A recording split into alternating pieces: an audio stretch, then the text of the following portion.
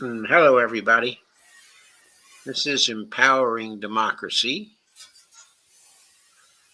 I'm here with my friend, the host of Around the World with Dee and Friends, Dee Pierce. Hello, everybody. Hello, Dee.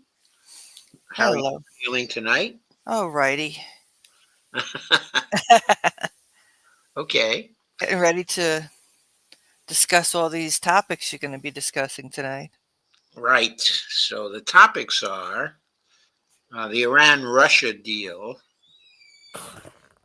Ukrainian war casualties, the coming of World War III, and the possible shift of the tech capital of the world from Palo Alto to Hangzhou, China. That is a very interesting topic, I think, or everybody will find that to be very interesting. I certainly found it to be very interesting. And here is Sandy Degg. Yes, good to see Sandy. Hello, Sandy. And Sandy says, "Hi, Bonnie, Joe, and Dee."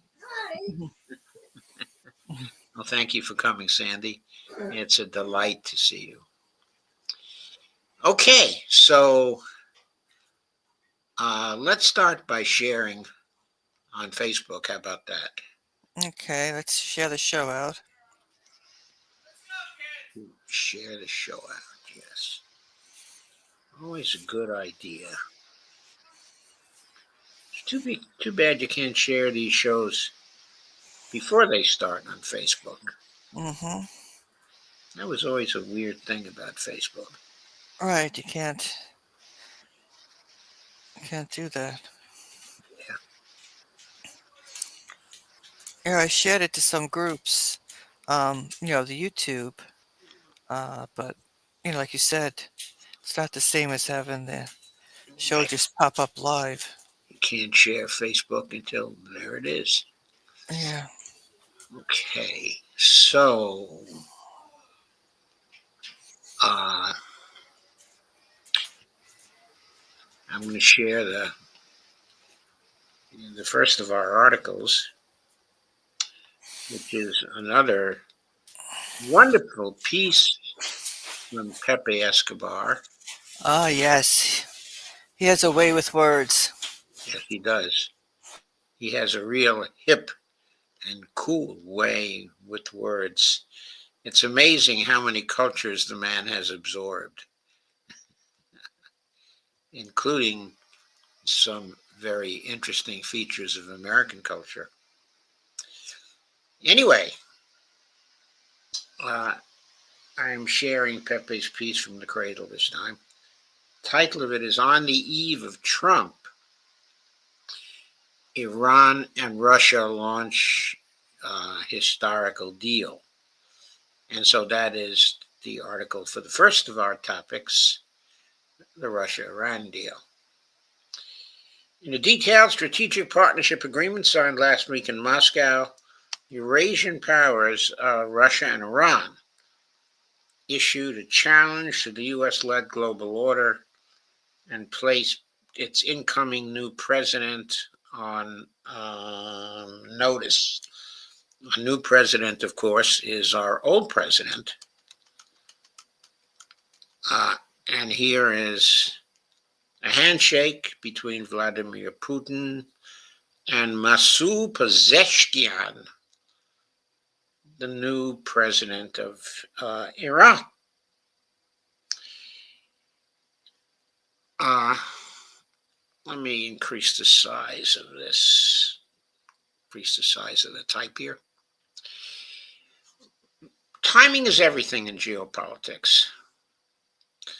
This past Friday in Moscow, only 3 days before the inauguration of US President Donald Trump in Washington, top BRICS member leaders, Russian President Vladimir Putin and Iranian President Masoud Pezeshkian, signed a comprehensive strategic partnership agreement detailed in 47 articles, twice as many as in the recent Russian North Korean deal.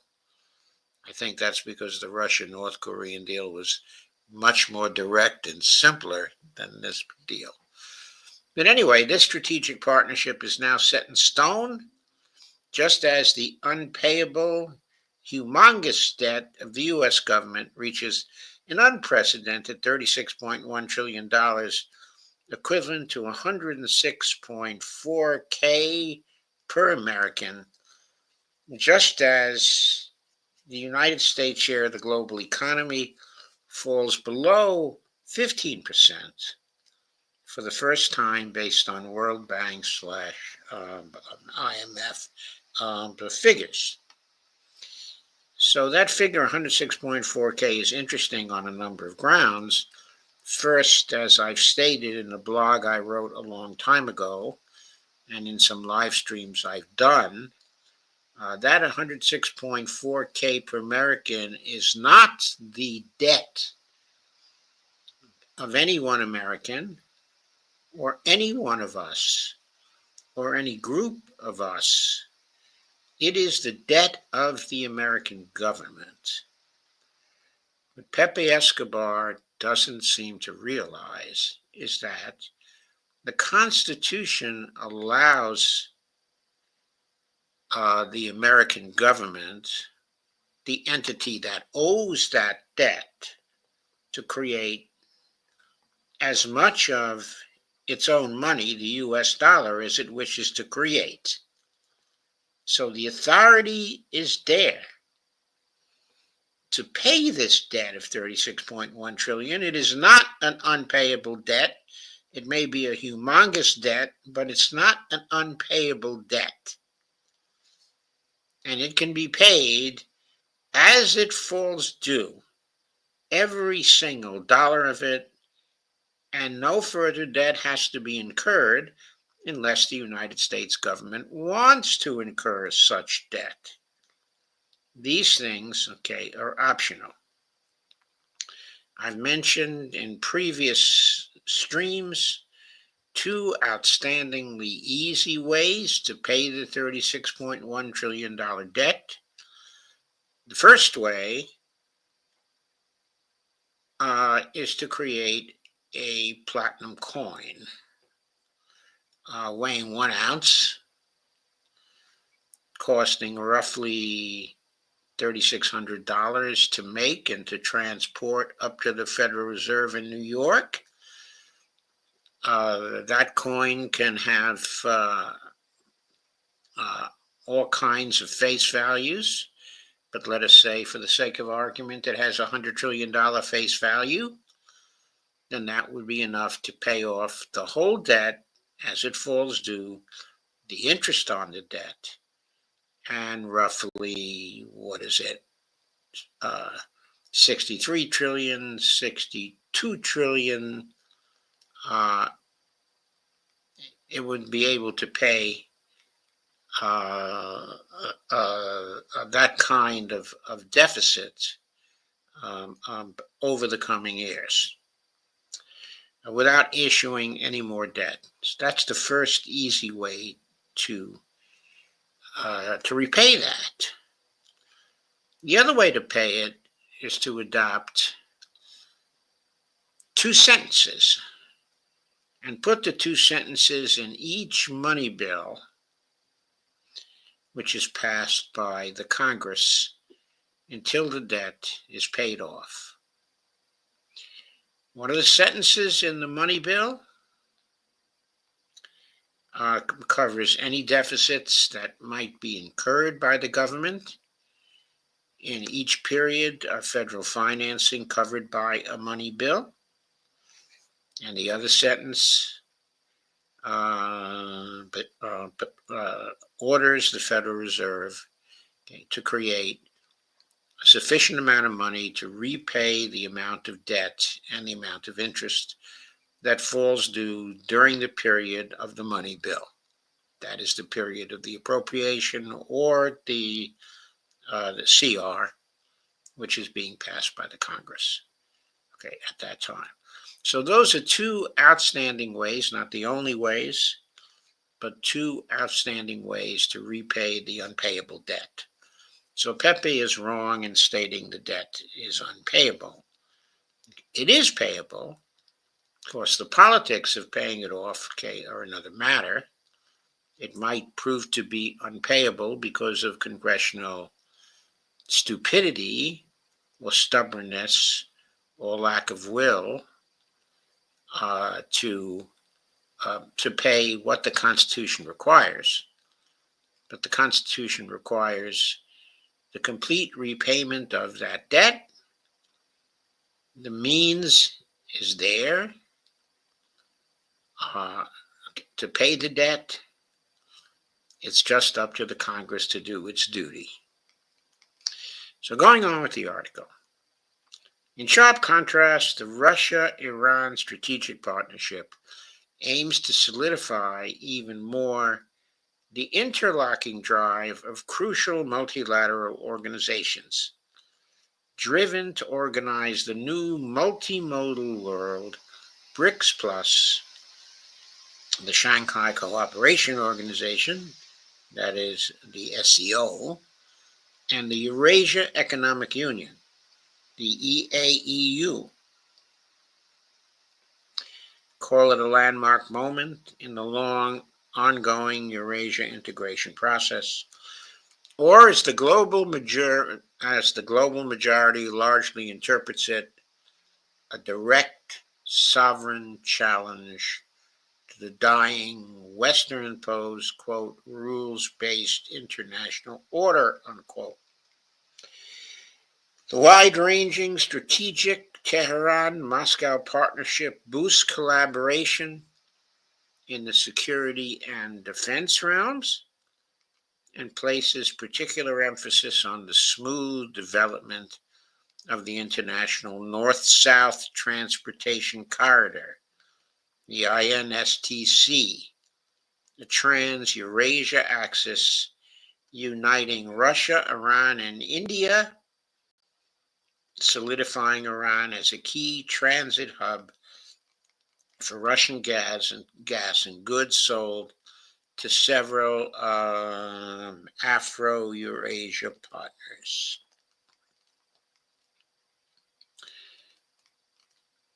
And here is the corridor. It's visualized. Okay, and you can see that it goes from Mumbai in India to Iran, to Shabshar, Zaheran, up to Tehran, and then splits into a number of routes that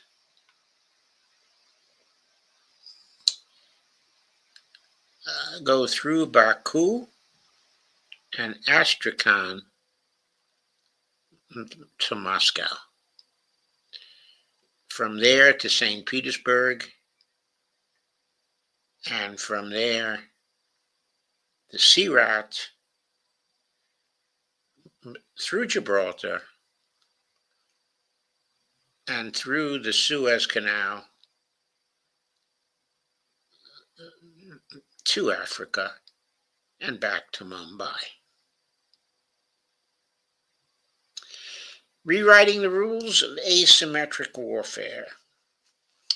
It's enlightening to highlight Putin's own interpretation of the partnership, which he calls a groundbreaking document that sets, quote, ambitious goals, unquote, focused on, quote, sustainable development, unquote. He added that Russia and Iran align on, quote, most, unquote, foreign policy issues, are independent nations, and that both civilizational nations, quote, resist external pressure and oppose illegitimate sanctions. Iranian Foreign Minister Abbas Araghchi stressed how the partnership replaces, quote, unilateralism with cooperation and respect, unquote. in a deal meant to provide Iran and Russia with the tools to build, quote, a new order in which cooperation will replace hegemony and respect will replace imposition, unquote. Nicely put, I think. Now to some of the nitty gritty.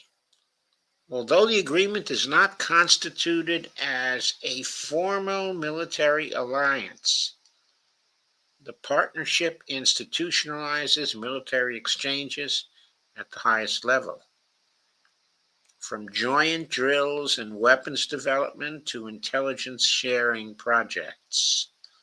Moscow will inevitably sell Sukhoi S-30 fighter jets, Pantsir, Tuk, and Buk types of missiles, and S-400 defense systems, and in the near future S-500 defense systems for Iranian air defense against possible instances of U.S.-Israel adventurism, while buying a vast array of made-in-Iran missiles and drones. Exchanges and artificial intelligence research will also be boosted.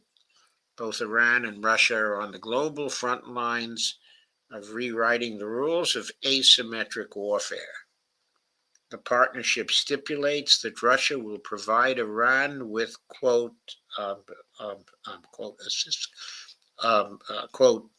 with assistance, unquote.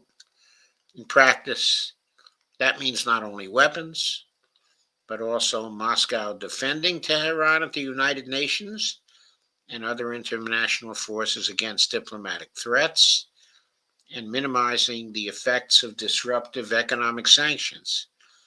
And were an attack against Iran to happen, Russia, by all means, will not collaborate with the attacker. No intel to no permission to use Russian territory for raids or incursions. Energy infrastructure is an essential pillar of the partnership and will aim to boost Iran's fortunes amid a worsening domestic economy. Russia will provide state-of-the-art energy technologies to develop the vast, but still to be upgraded Iranian energy infrastructure, pipeline networks, and ever-expanding LNG trade. On the day of the agreement, Russian Energy Minister Sergei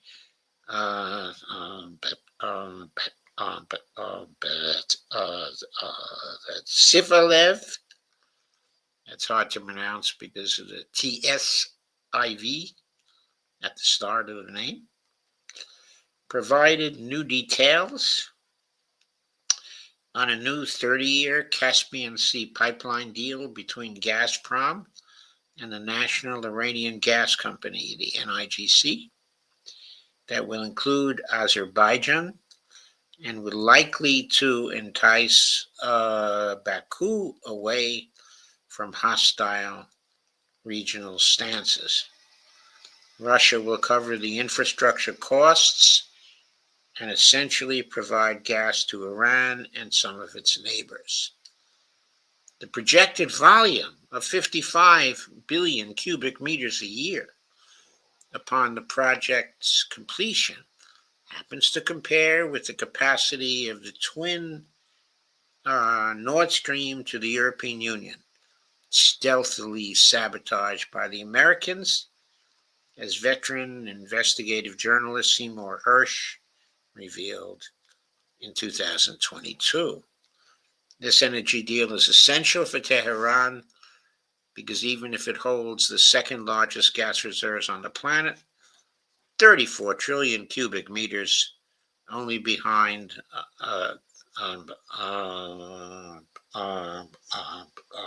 Russia, it suffers from domestic shortages, especially in winter. Most of the country's vast gas reserves are not explored because of decades-old U.S. sanctions. Improving the laboratory of the future. Laboratory of the future is in quotes. On the geoeconomic front, Russia and Iran are at the center of one of the key connectivity corridors of the 21st century. The INTC uniting three BRICS, the other one is India, immune to sanctions, and a seriously faster and cheaper alternative to the once indispensable Suez Canal. The other corridor is the Northern Sea Route across the Arctic, which the Chinese call the Ice Silk Road or Polar Silk Road. China defines itself as a near Arctic um, um, state. So let me see, you came aboard.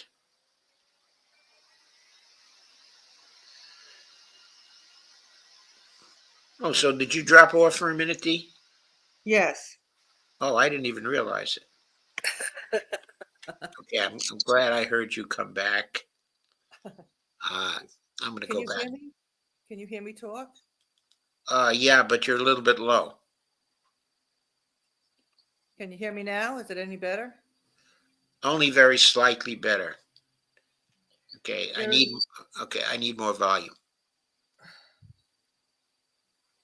there's problems with the with my mic.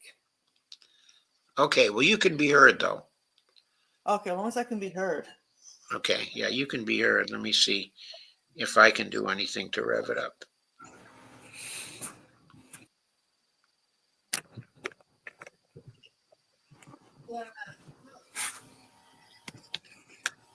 I may be able to increase your mic volume as it automatically adjusted. Maybe I can increase it here. Okay. Okay, I can increase it. I have increased it. Okay, thank you. Okay, Yeah, say a few words. In fact, I've increased it too much. Okay, oh, say it's too something much. else. Okay, say Okay. something else. Okay, I'm here. I'm talking. Okay, good. That's loud enough. That's fine. That's loud enough. Okay. Okay, that's great now. Okay, so I'll go back to the article from the Cradle. Uh, repeat the last sentence. The other corridor is the Northern Sea Route (NSR) across the Arctic, which the Chinese call the Ice Silk Road or the Polar Silk Road. China defines itself as a near Arctic state. Uh, the Northern Sea Route, okay, is in red. Goes from Murmansk in Russia across the Arctic and all the way around to China. Okay, so that's the route that the Russians are trying to open up right now. There are some other corridors there too. There's the Northwest Passage. There's the Northeast Passage. Okay, the Northwest Passage is the one that goes through Canada and goes also close to Greenland, and from there goes to China.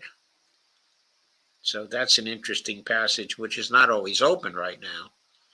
Of course, the Canadians are doing their best to open it up, and we'll probably get some help from us. Anyway, the INSTC is a Eurasia integration at its finest, doubling down as a prime BRICS connectivity project. The geoeconomic repercussions are staggering, as the INSTC will be accelerating the process inside BRICS Plus by bypassing the U.S. dollar-dominated international financial system. Russia and Iran are already trading heavily in their own currencies and cryptos while working to perfect a confidential mechanism to totally bypass the Belgium-based global banking SWIFT system of messaging. The next step is to configure a Eurasia-wide payment network, which will be tied to an evolving BRICS mechanism, with several options already being discussed and tested What could only be described as, quote, a laboratory of the future, unquote. Proverbial imperial hysteria. Defining the partnership as the new chapter of the new, quote, axis of evil, unquote, with North Korea and China added for good measure is irrelevant. The geopolitical timing, once again, is priceless, coupled with the blowback against the sanctions dementia. Nicely put by Pepe. The sanctions dementia. I like that. Dementia, incidentally, will remain intrinsic to the US led Western Access. National insecurity honcho Jack Sullivan, before his pathetic exit, I think it's Jake Sullivan he's talking about, before his pathetic exit, did suggest to the White House an attack on Iran's nuclear sites before the start of Trump 2.0, something that would have immediately plunged the incoming Republican president right into the eye of the hurricane, a massive West Asia war. The problem is the Zionist ring of fire surrounding Trump. Yeah, but he put this ring of fire together himself and surrounded himself with this ring of fire. Who told him to appoint those people to key spots in international relations? Anyway, going on with the article. The problem is the Zionist ring of fire surrounding Trump is in fact inheriting these attack plans from the exiting Biden administration, and they are far from being opposed across the U.S. deep state. Thus, the dementia never stops. Considering the hubris permeating the empire of chaos, there will be no gaggle of realists actually understanding the ramifications of the Russia-Iran strategic entente. Yes, especially since Pete Hegseth was just confirmed as the new Secretary of Defense, because he is certainly no member of a gaggle of realists. That was one of the biggest mistakes that Trump has made so far. Instead of appointing someone like, for example, Colonel McGregor or Colonel Danny Davis to be the Secretary of Defense, he decided to appoint the empty-headed Pete Hegseth. Great move, Mr. President. The forever wars mindset that devastated large swaths of Afghanistan, Iraq, Libya, Syria, Gaza, Ukraine, and elsewhere is now being slightly tweaked. Yet the permanently employed neocons and neoliberals who have controlled U.S. foreign policy for decades will not vanish. The difference is that now Russia, Iran, in close cooperation and directly challenging the empire of chaos, are reloaded. So, how'd you like that article, D? Oops. I don't hear D again. Has she left? No. D, your mic is off for some reason. Okay, I have it on now. Okay, great. Okay, Well, what do you think of that article? he's very good, Pepe Escobar. He really gets into all the details and the knit and grit. He does. I thought the way he went into the different transportation corridors and looked at the Russia-Iran deal in terms of the transportation corridors was very, very good.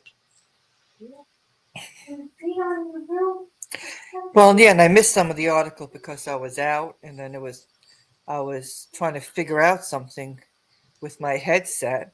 Yeah. But what I heard, he's so good, Pepe. Yes, he was really good.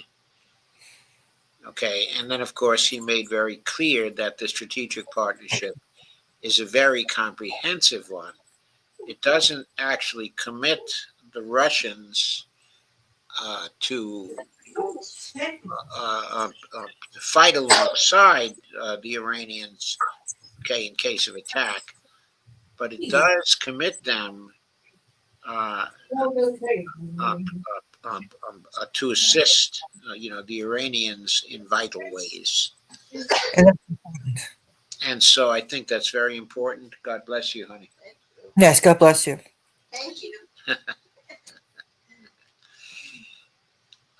Sandy says, I shared it to 75 groups. Thank you, Sandy. Wow, that's fantastic. She said, I do it about 30 minutes before the start of the show. Thank you, Sandy. That was wonderful. Sandy says, hi, Evelina. Evelina says, hi, Sandy. Evelina says, Congress prefers austerity for the American people. And Evelina says, wholly subscribing to the deficit myth. Now, that's true. It's amazing how many people, otherwise enlightened, subscribe to the deficit myth. And, not simply Pepe, but Colonel McGregor, Larry Johnson, Scott Witter, Judge Napolitano. It's that whole stable of people, very sophisticated when it comes to international politics.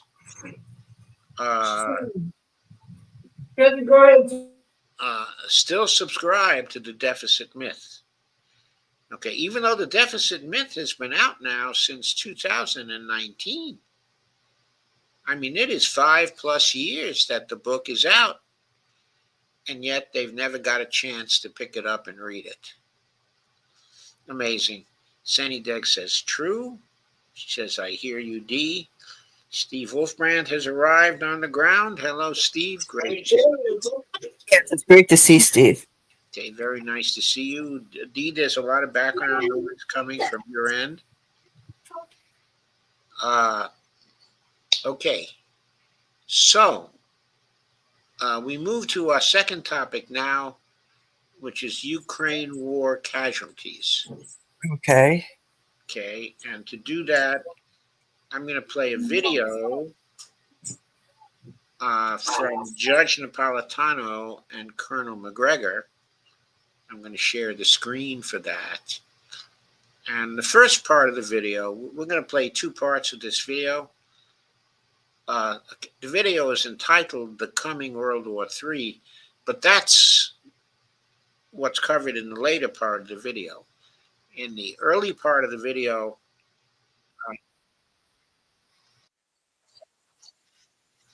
but Judge, I think the more important thing here is, sorry, let me go back to the beginning here. Okay, and play it from there. This part is mostly concerned with Ukraine casualties. So let's get through the buffering here.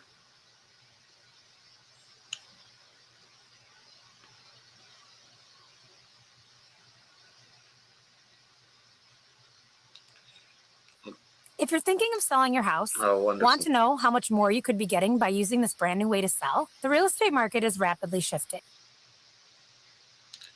Sorry about that little message from the real estate market.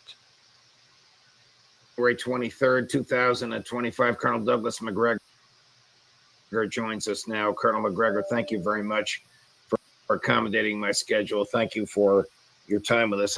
I have so many questions I want to ask you, but here's the one that's boring in on me, particularly in light of emails that you and I have privately been exchanging. Do we know if the Trump administration has terminated aid, has shut the spigot to Ukraine? no, he hasn't terminated the aid, but I think President Trump has directed that all military aid halt while there is a complete audit and investigation. This is to look into the complete disappearance of vast stores of equipment and money. So I think rather than trying to terminate it outright, he's simply stopped it. So that at this point, in all of the various storage areas left in Poland, Lithuania, Romania, up and down the borders, nothing is moving across the border into Ukraine for the time being. Okay, what I heard earlier today was that one of the first acts, okay, of Marco Rubio, the new Secretary of State, was to stop the aid, okay, to Ukraine. In other words, to freeze it, as Donald Trump had ordered. So going on now.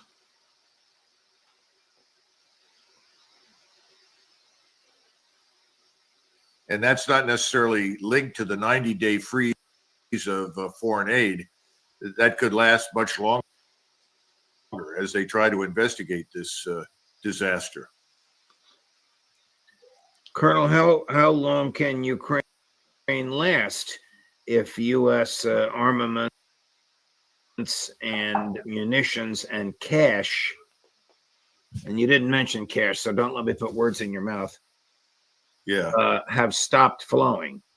Well, I don't know about the cash, and you're right. That's a big issue because that helps to sustain the graft and corruption that keeps the Ukrainian government operating, and for that matter, the Ukrainian army. Right. There's also some evidence, and I'm not sure where it came from. It was just reported to me, and I've asked some people to track it down that Zelensky and Putin are supposedly prepared to talk to each other. Perhaps that too has something to do with pressure from President Trump on President Zelensky. I think what we're witnessing right now, frankly, is that President Trump, instead of making a frontal attack on the sacred cow of Ukrainian aid, is finding a way to make a flank attack,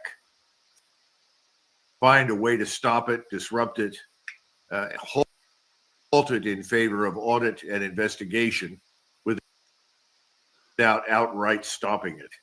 That probably will avoid an immediate confrontation with the Hill. And he's fired all of the key people involved in Ukraine military aid in the Department of Defense,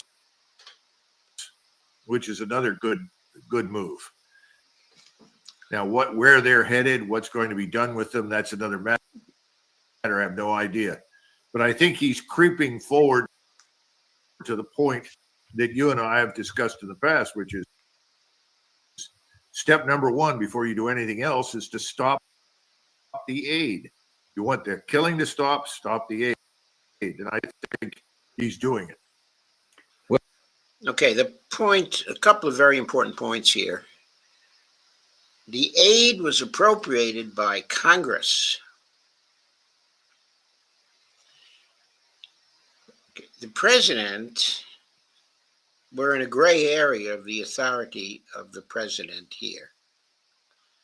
Since the aid was appropriated by the Congress, if the president just simply refused to stop spending the aid, some people in Congress might complain that there's an impoundment of the appropriation, going on. Because, of course, there are many people in Congress who still favor the aid to Ukraine. So finding a way to do it that doesn't confront the issue of impoundment is very important. And Doug McGregor is making here a very important point that Trump has found a way to do that.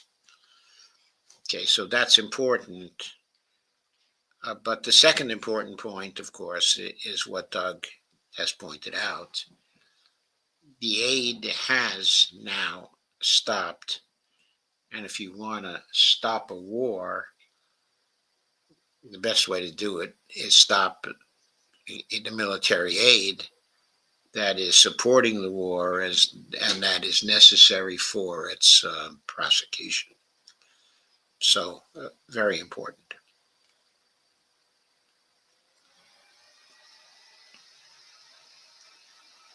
Well, if the aid stop, doesn't the military collapse? And when the military collapses, the Russians will have achieved, I would think, their goals. I think their goal is not yet achieved until you have completely neutralized Ukraine, denazified it, disarmed it. So, they're the goals of the Russians. What they started the war with, what they've always wanted: neutralization of Ukraine, demilitarization of Ukraine, and denazification, of Ukraine. So Doug is mentioning those, and now is going to tell us how far they are to being accomplished.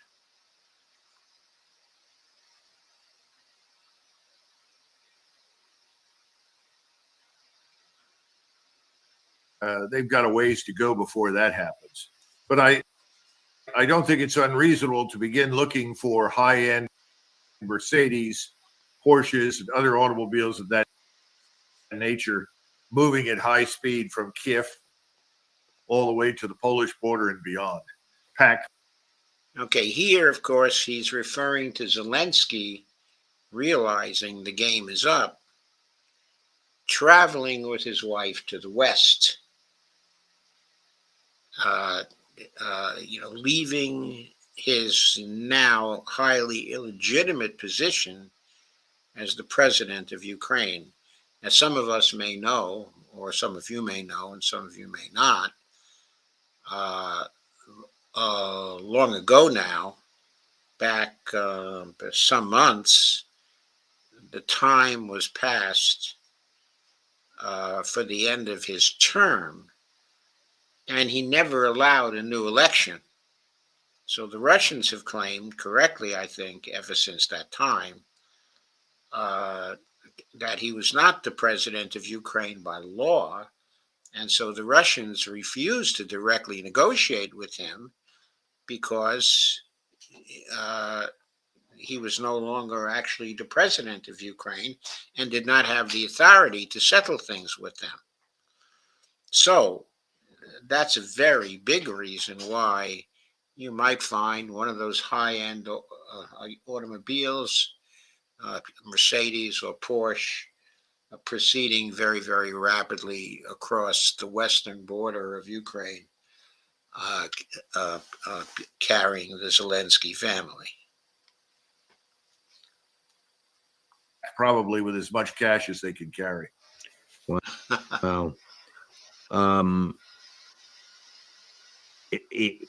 there can be no amicable resolution of this without an utter rejection of NATO's presence on Ukrainian soil forever. That's right. You're spot on. I think President Trump understands that. He said that. It looks like Ukraine's going to be neutral. Gosh, who'd have thought? He's gotten that message. The bad news here, Judge, and I'm sure you're going to come to this, is that people keep handing him talking points from General Milley and Secretary Blinken with utterly false and misleading information in terms of numbers of casualties and so forth.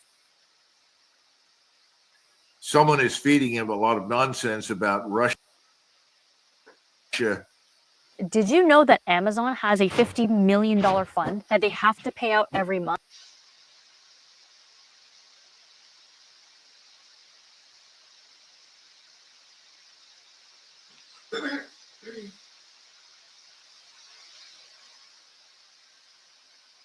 It's buffering again.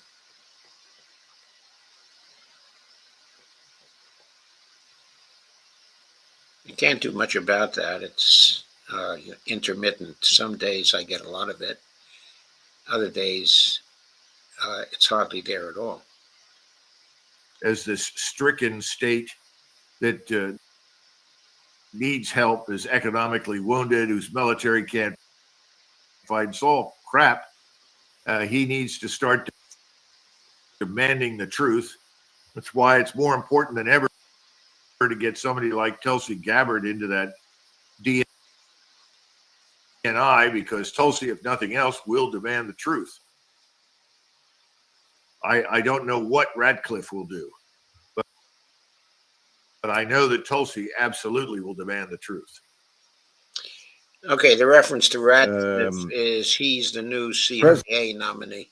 President Trump made the statement that the Russians have lost 1 million troops. I'm sure you're going to say that's absurd, and I have no idea where he got it from. And then he insulted President Putin, saying Putin's ruining Russia, also contrary to the truth. Then he said if President Putin doesn't sit down and negotiate meaningfully with President Zelensky, he's going to ratchet up the American sanctions on Russia, which brought laughter in the Kremlin, because the only thing they sell us now is something we need, which is uranium for power plants. I don't know if he knows what he's talking about. Well, see, this is the problem. I think President Trump tends to still see the world the way it was when he left office, Judge, and it's not the same world. The amount of damage and destruction wrought by the Biden administration over the last 4 years, not just in Eastern Europe and Ukraine and with Russia, also in the Middle East, is beyond evaluation at this point. We can only begin to guess, but we do know the numbers that he was using are wrong. And I think Scott Ritter spoke yesterday. Someone handed me a transcript of his statements. His numbers pretty much track with what I have been told. He says 700,000 Ukrainian soldiers are dead. That's certainly reasonable. I knew that at least 6. Scott said between 700,000 and 1.1 million. That range. I think Scott thinks it's 1 million.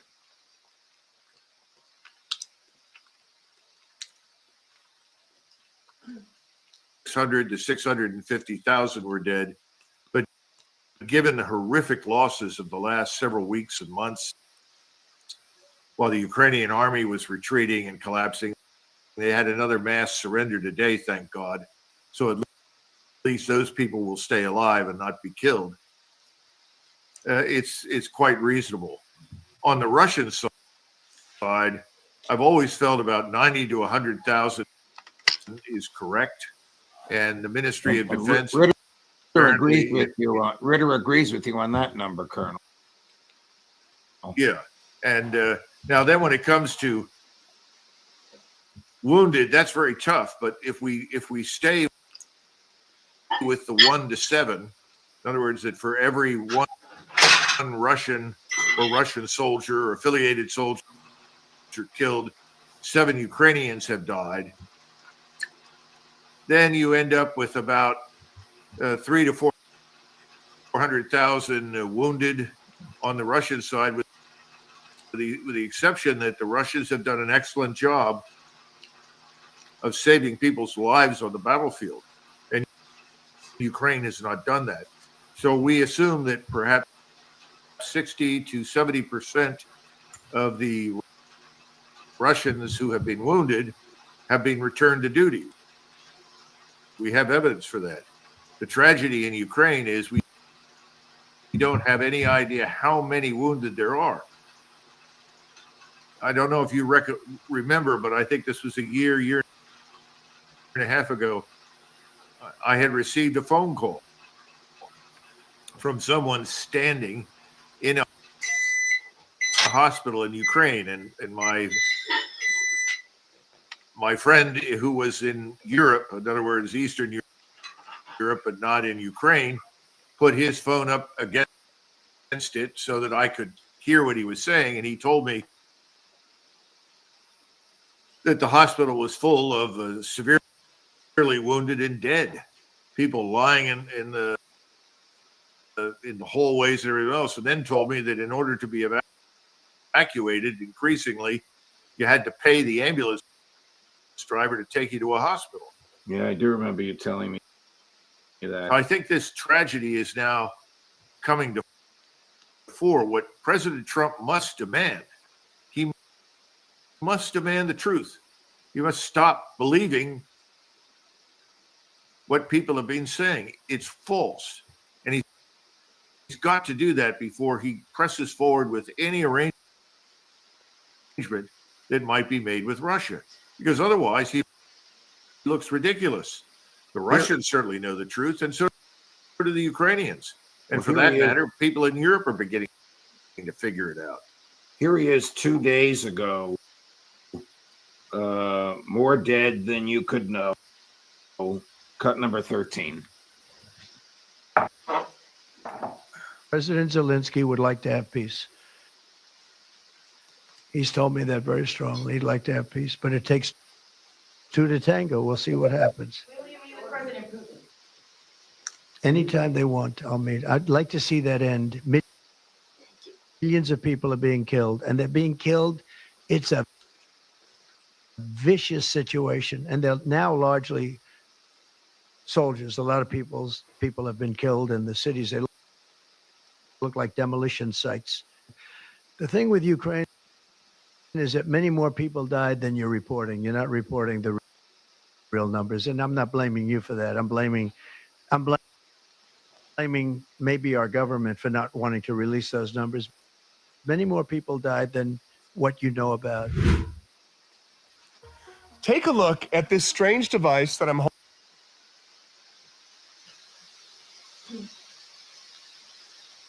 I don't know where he gets the numbers from or what he's referring to, but I'll take your sources and Ritter's sources over whatever is being fed to him. Is the CIA going to try and burnish its image somehow over this catastrophic disaster, in which they gave misleading information? I think the strategy for the intelligence community is to treat him like a mushroom. Wow. Keep him in the dark and feed him crap. Remember, the CIA director can come over and see the president every day if he wants to. That's what Pompeo did in order to cultivate the president's goodwill and confidence and advance himself. Radcliffe could certainly do that too. But now you've got, hopefully, Tulsi Gabbard. And she can be the truth teller that he so desperately needs. And he really does. He needs people to tell him the truth about everything. Because if he doesn't demand it, they'll fall back on all the old false narratives that have been shaping everything in this country for years. Let me go. So you see what Doug is saying? He's saying the lies continue, that Trump doesn't have the truth, that he has to get it. And he's saying that the only person he really has confidence in who will tell Trump the truth is Tulsi Gabbard, if he can get her in there. Yeah, I agree with that. Of course, Tulsi is in trouble in terms of confirmation. Yes. Now, I'm hopeful that since Trump was able to get Hegseth in there, that he'll also be able to get her in there, because if the Congress won't vote against this person with the absolute worst qualifications, Hegseth, I know. Secretary of Defense, why should they turn around and vote against Tulsi? But who knows? Tulsi's a former Democrat. So more of the Republicans, may vote against her in spite of the fact that Trump really wants her. Okay, so there's a difficulty there. But basically, what Doug is doing here is he's making a plea that somebody tell Trump the truth. Yes. I know it seemed that with Biden, it's just, I mean, you see how it didn't seem like anybody was really paying attention to anything, especially with Gaza and Israel. They were still saying the narrative of October 7th, even though it was proven false, but they were repeating it as if it was fact. Oh, yeah, they're not telling the truth there either. In other words, they've been lying about how successful they've been with respect to Hamas. I mean, Hamas is intact. In some ways, it's as strong as ever. Yes, it In is. spite of all the destruction. They've recruited more people. The leader of the Al-Aqsa flood, I should say, the Al-Quds brigades that thought they had killed him. Suddenly he surfaces and he's not dead at all. He's still around. Yeah. Okay. And of course, the fighting forces of Hamas are now in the streets. I mean, I think it's a scandal in terms of the performance of the IDF. They've totally failed to do what they were supposed to do to Hamas. And they failed in Lebanon also. And it seems like whenever they get strong opposition, they fail.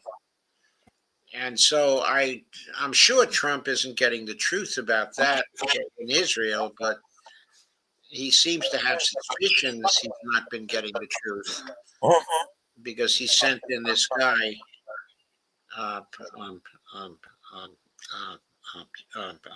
Stephen Witkoff, to give orders and to knock some heads together. And so far, Witkoff is having some success. But in the process of knocking the heads together, Witkoff has certainly seen that he's not been getting the truth from the Israelis. He's certainly gaining that information as he goes forward and as he talks to people. And as he comes, face to face with the negotiators for Hamas, he realizes, he's not been getting the truth. And Witkoff is probably getting angrier and angrier. But anyway, that's the assumption I'm making. So, I will get on with the video now.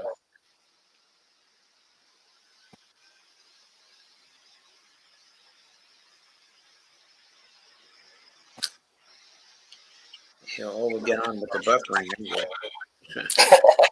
Move on to Israel. Do you believe that this is a real ceasefire that will be honored by the Israelis, or do you think it's an inauguration week pause? I don't think it's real in the sense that no one ever planned for anything more than the first 6 weeks. Now, we have to step back again and reevaluate the Israeli Defense Force. How fit are they? How ready to continue the battle are they? What's the status on the home front? What do people inside Israel want? Now, I'm like everybody else. I'm prisoner when it comes to this sort of thing, to whatever comes to the mainstream press. Although I do get snippets from Israeli television that are provided to me, and some insights by friends in Europe. But it looks like the Israeli Defense Force is in terrible shape. I'm talking about the ground force. The second thing is that the Israelis have begun to figure out that the advance of Turkish military power and influence through HTS all the way to the Golan Heights is not a victory. It's a disaster. And that disaster reaches into Jordan and Egypt. And I think some of the senior military leaders are saying, look, you know, we're already overreaching. We're overreaching on a scale that we never have before. We've taken more losses than we ever have. The population is no longer rock solid behind us. We've got to rethink what we're doing. I'm sure that's the case, but I'm sure that Mr. Netanyahu also is concerned about President Trump, because President Trump is someone who is going to look for an opportunity to negotiate some sort of settlement with Iran. I mean, I know him. This is not a warmonger by nature. He may make threatening statements publicly, but in truth, the last thing he wants is a full-blown war. And if we get another negotiated settlement of some kind with Iran, for Netanyahu and his confederates, that would be catastrophic.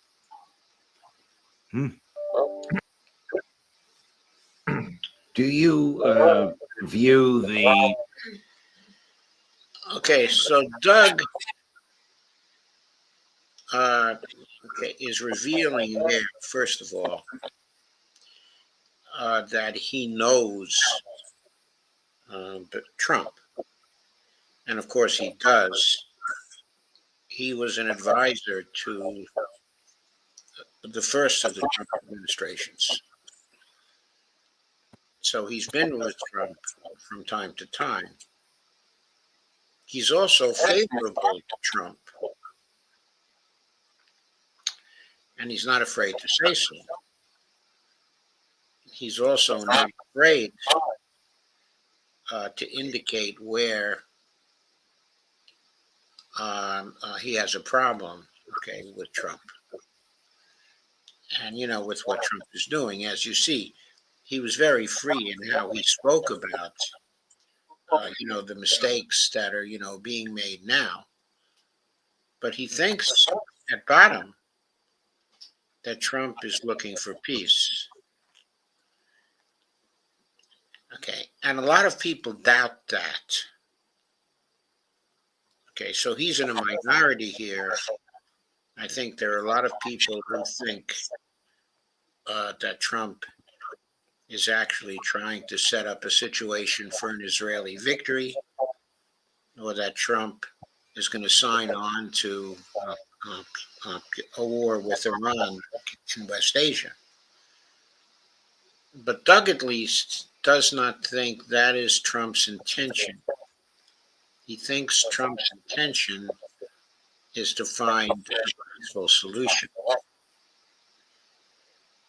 And he has to be granted some credibility in this because he knows Trump up close and personal. Also, Judge Napolitano knows Trump as well. They both were advisors to the last administration of Trump. Now, just because they know him, that doesn't mean they're right in their assessment of his intentions. But they deserve at least a fair hearing. So I'm going to go on now.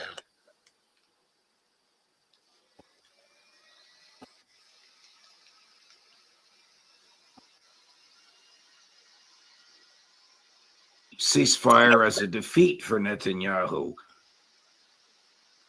Stated differently, can you opine as to how stable or unstable his government is? I have friends over there, but they stopped talking to me when I did not unconditionally support what they're doing. Right. So I can't really say with absolute certainty, but I suspect that things are not good. I think Mr. Netanyahu knows it. The issue for the Israelis from the very beginning of this tragedy, and I say tragedy because I think eventually it will come out that 7 October was allowed to happen, that 7 October was not a surprise.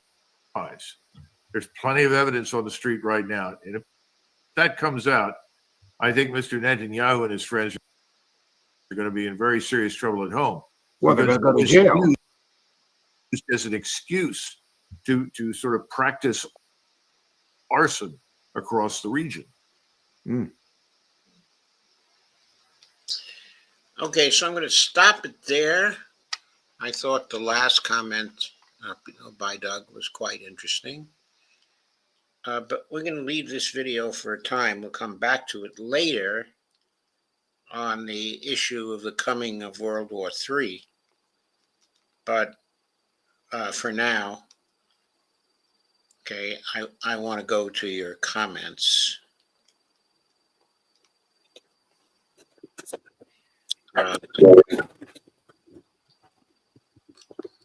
Okay, hello, Dee. You still there?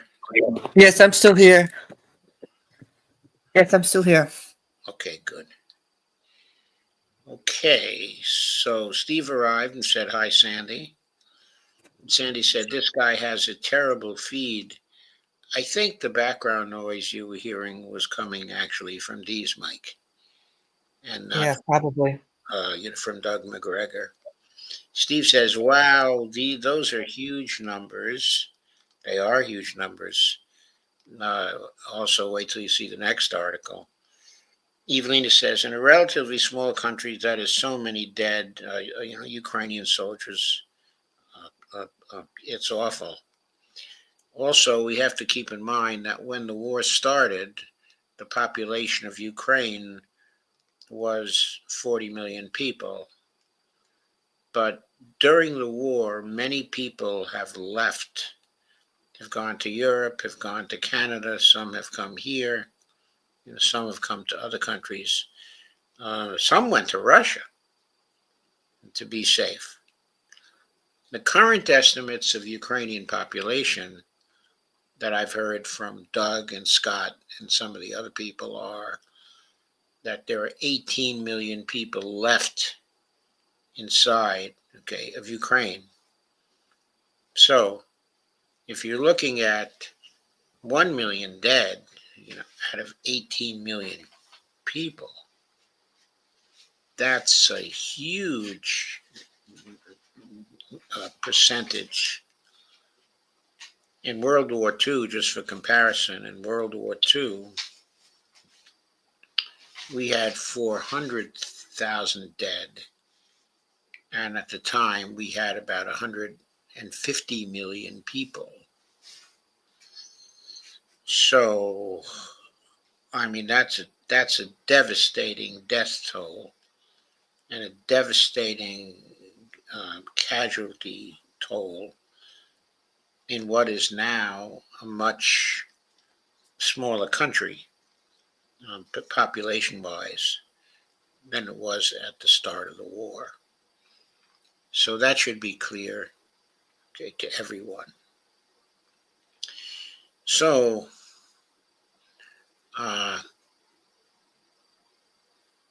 okay, those are your comments. We're still on the topic of Russian casualties. And the next thing I want to present is an article from Larry Johnson,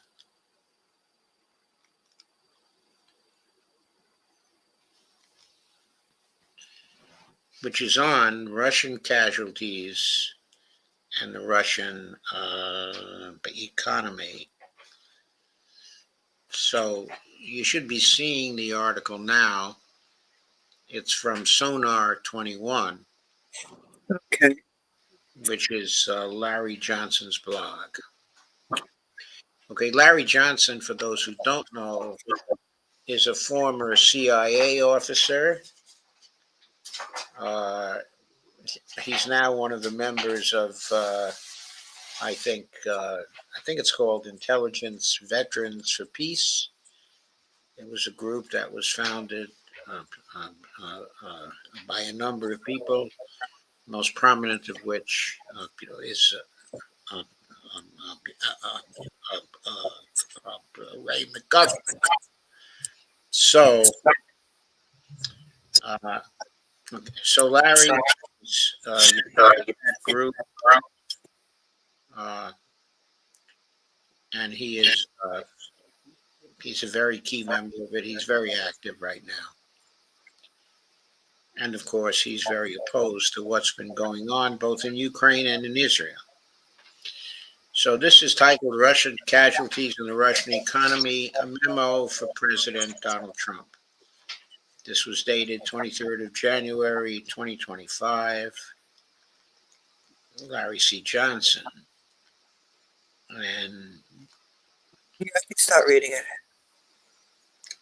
yeah, go ahead. Start reading it, please. Mr. President, I believe that the CIA is providing you inaccurate, false intelligence about Russia's casualties and the conditions of its economy.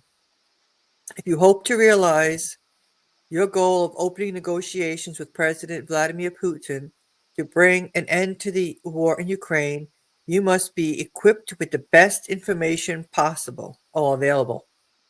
You have been briefed that Russia has suffered devastating losses, as many as 800,000 casualties, and that Russia's economy is weak and fragile. Data from open sources paint a diametrically opposite picture.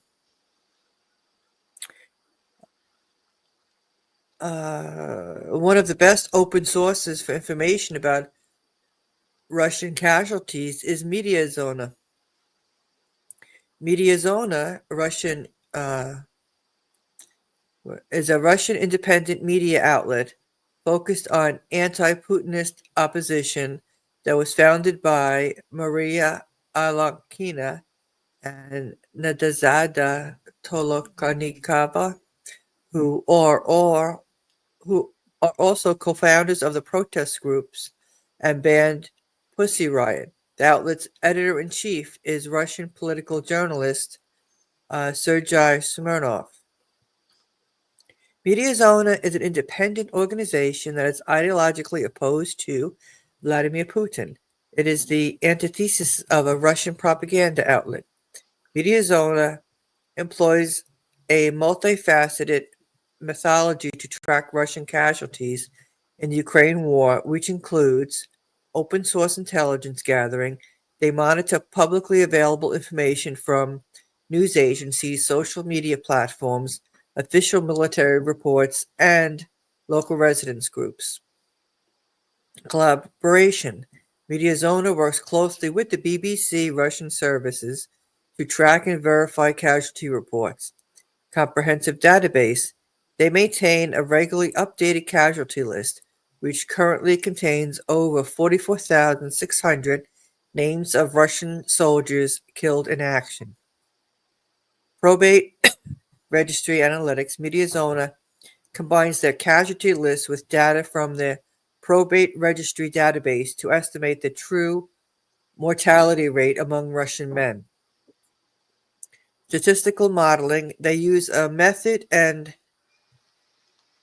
accounts for all excess male mortality up to age 50, considering factors such as social composition, delays in notary consultations, and death registration delays. Cross-referencing. The team verifies information by cross-checking multiple sources and databases. Volunteer network. A team of volunteers assist in data collection and verification. Continuous updating. The database is regularly updated to reflect the most current information available. According to MediaZona's latest data, there are 88,726 confirmed Russian combat deaths since February 2022. MediaZona estimates, using probate registry data, that the number may be as high as 120,000. This is a far cry from the numbers claimed by Ukrainian intelligence, which forms the basis of CIA estimates. Okay, just to interject here, the estimates from Doug McGregor, okay, are roughly 100,000, okay, in round numbers, and Scott Ritter thinks the figure is somewhere in the 90,000 range. So their figures are fairly close to the media zona estimates, running from 8,726 to a number that may be as high as 120,000. Okay, so what we're saying here is from a number of different sources, the ballpark seems to be roughly between 90,000 and 120,000. It is not 700,000 Russian fatalities or a million Russian fatalities. Uh, okay, so the work that Scott's done, the work Doug's done, the work Media Zona has done, all directly contradict what the CIA is saying. The evidence is that the CIA has not done any direct measurement of Russian fatalities, but is taking its estimate of 700,000 to 1 million from what the Ukrainians are telling it. Of course, the Ukrainians have always had a motive to inflate the number of Russian combat deaths in order to keep U.S. aid flowing to Ukraine. They've always wanted to inflate their degree of success in killing Russians, because the U.S. aim has been to hurt Russia and, if possible, to break up the Federation. And so the Ukrainian incentive is to give information that suggests that they've been at least fairly successful at hurting the Russians, and it is worthwhile to continue to support them. Okay, please go on, Dee. It is essential that you understand that Russia views this war as vital to its continued existence. Russia is not fighting to reconstitute the Soviet Empire. It sees Ukraine as a Western proxy being used to attack Russia with US and NATO supplied weapons and intelligence, with the ultimate goal of destroying the current government. Accordingly, the only satisfactory outcome for Russia is to end this threat. President Putin is willing to accept a negotiated settlement, provided that Ukraine is stripped of its capacity to launch future attacks on Russia, and that NATO ends any consideration of making Ukraine a member of NATO. According to the latest IMF projections, Russia's economy is expected to grow by 1.4% in 2025, a slight increase from their previous forecast of 1.3%. This represents a slowdown from the estimated 3.8% growth in 2024. The IMF attributes the slowdown to several factors. One, transition from a war economy. Russia's economy has been running hot, fueled by substantial public spending on the war effort. High inflation. The IMF reports inflation in Russia at 8.3% in 2024, with sequential inflation even higher at above 9%. Monetary tightening. In response to high inflation, the Central Bank of Russia has raised interest rates to 21%, which is expected to weigh down economic activity. The IMF's forecast for Russia in 2025 is lower than the Russian Economy Development Ministry's baseline forecast of 2.5% growth. However, it falls within the Central Bank of Russia's current forecast range of 0.5% to 1.5%. It's worth noting that some Russian officials, including Economic Development Minister Maxim Reshetnikov, have criticized the IMF's forecast as overly pessimistic, arguing that they don't account for measures taken by Russian authorities to support the economy. Here is the critical point. Despite the projected slowdown, the IMF's forecast suggests that Russia's economy continues to show resilience face of Western sanctions, largely due to factors such as robust oil and commodity exports to countries like India and China, and the expansion of its military industrial complex.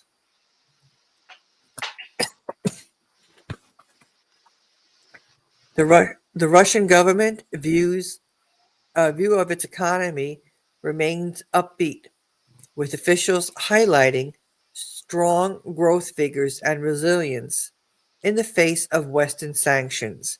The Russian government points to several key indicators to support this optimistic view.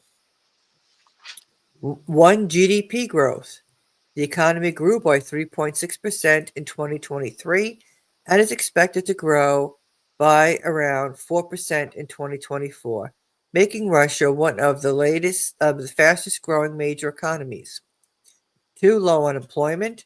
The unemployment rate dropped by 2.6% in 2024, a historically low level.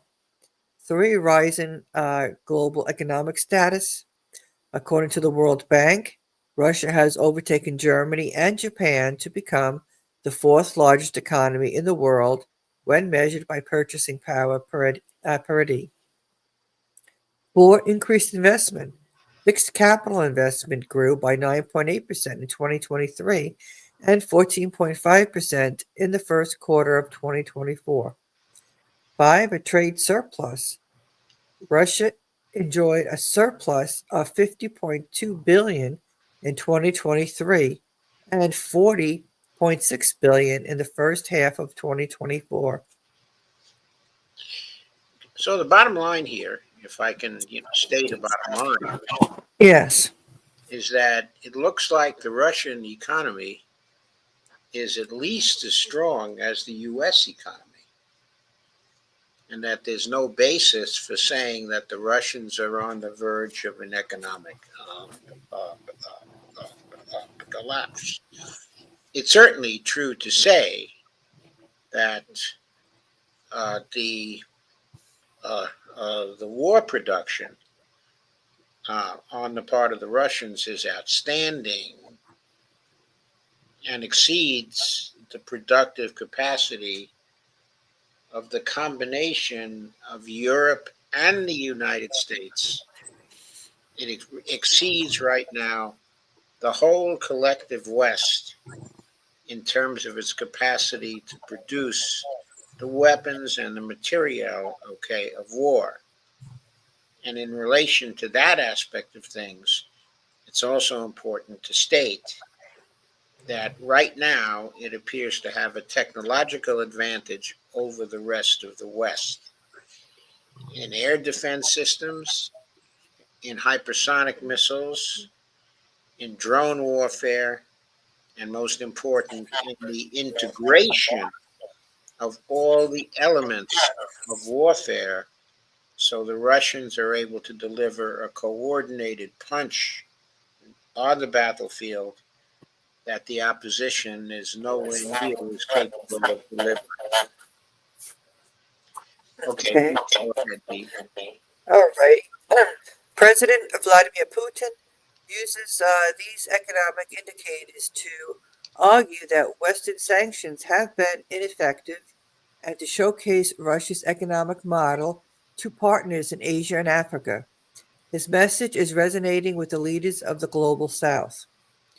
If you consider Russia's perspective on the war in terms of casualties and the economy, Vladimir Putin is under no pressure to reach a negotiated settlement that does not address Russia's strategic concerns that it will no longer face a military threat from NATO. If you fail to understand this and adjust your strategy to make a deal, your efforts to negotiate an end to war in Ukraine will not succeed. So that is a very, very central point. He is under no pressure. Those who negotiate with him have to understand that particular fact. They cannot be operating on false assumptions. Both the video, okay, with Doug McGregor, various statements from Scott Ritter and from other people, and this article, okay, from Larry Johnson, uh, all serve to argue that the viewpoint that Donald Trump has on the Ukrainian conflict right now is very unrealistic and will not lead to a successful outcome in terms of the negotiation.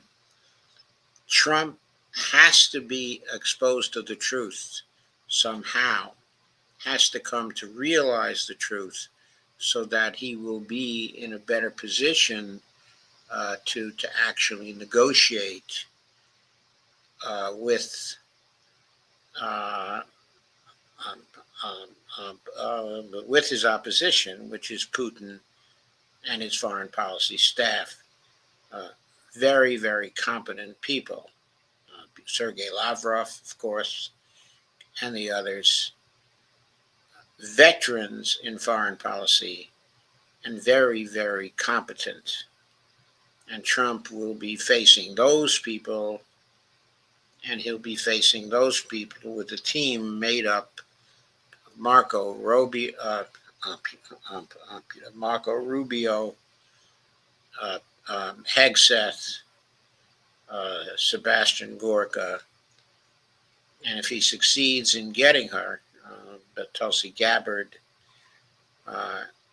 strikes me, Trump is at a tremendous disadvantage in this particular negotiation, the upcoming negotiation.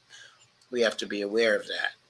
So Steve Day, Stephen Day has checked in. Hi, Steve.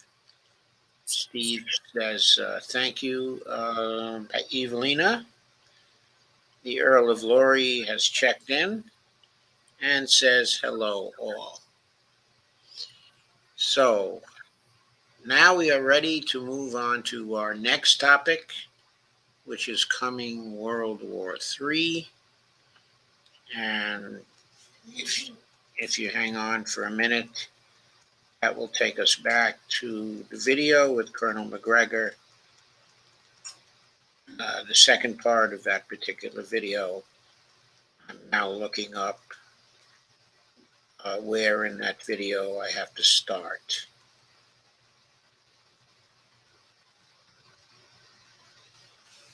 Okay. Looks like I should be about 17 minutes and 27 seconds in. So let me share the screen for it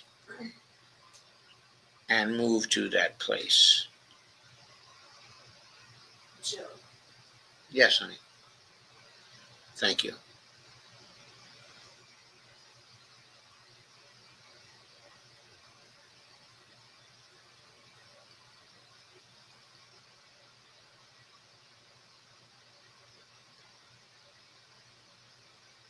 Of course, we've got Colonel Nutt.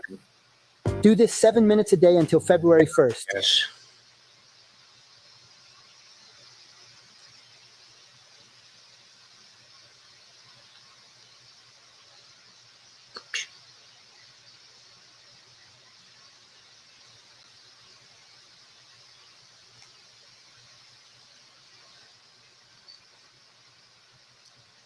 Please excuse the buffering.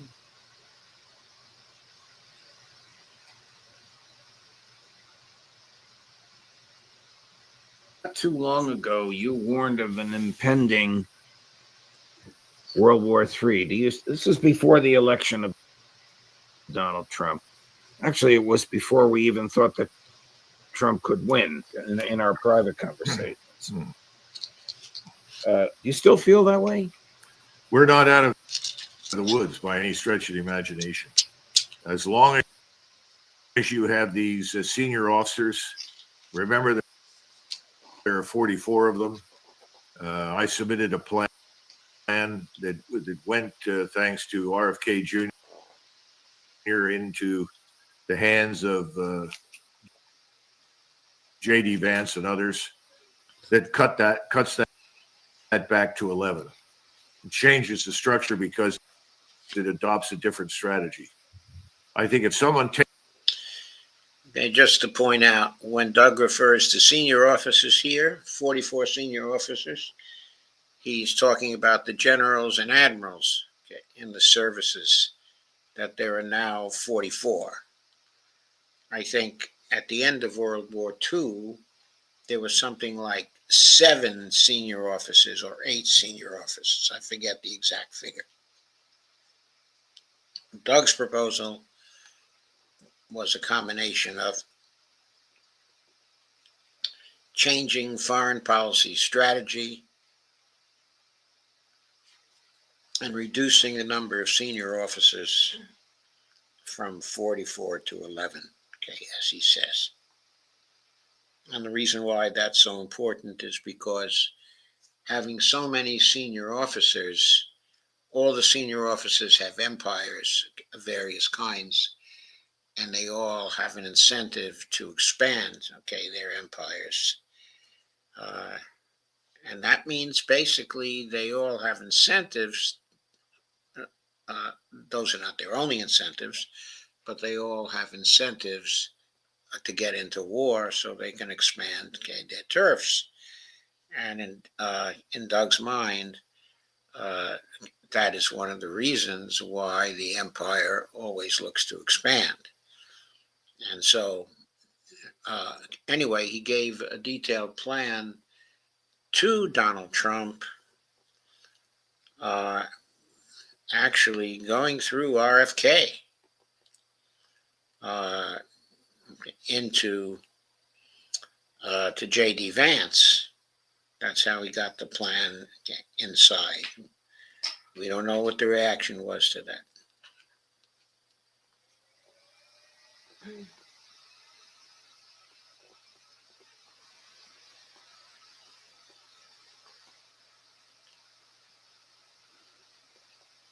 takes that and sits down with the president, he would like it very, very much, because the whole strategy is about avoiding war.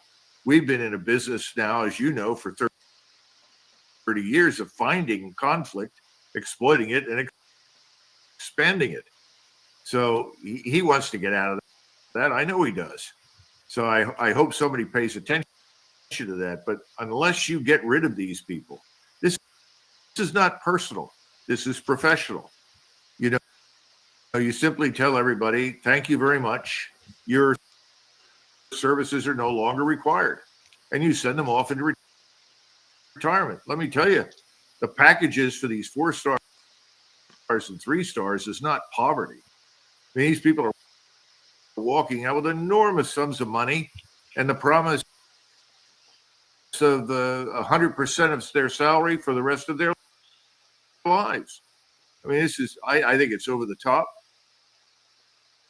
but that's what they're going to get. So nobody needs to shed tears for them. Same thing is true for the senior executive service types and many, many others. Just retire them, send them away. And then you come in with a new structure that says, look, we don't need this top-heavy force. It's designed to seek not just military hegemony across the entire world, but to cultivate conflict. This is crazy. You have all these 4 stars and these regional unified commands that are, in the words of someone, I think it was General Zinni, maybe somebody else, who called them mini Caesars, who see themselves as governing these. Here's the big secret about women. We want you to flirt with us. We even want you to get.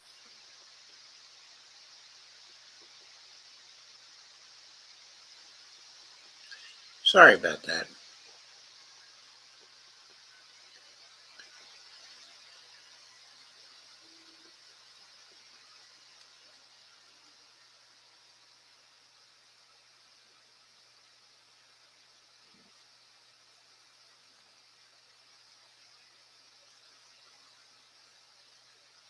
vast regional commands and controlling everything that's there.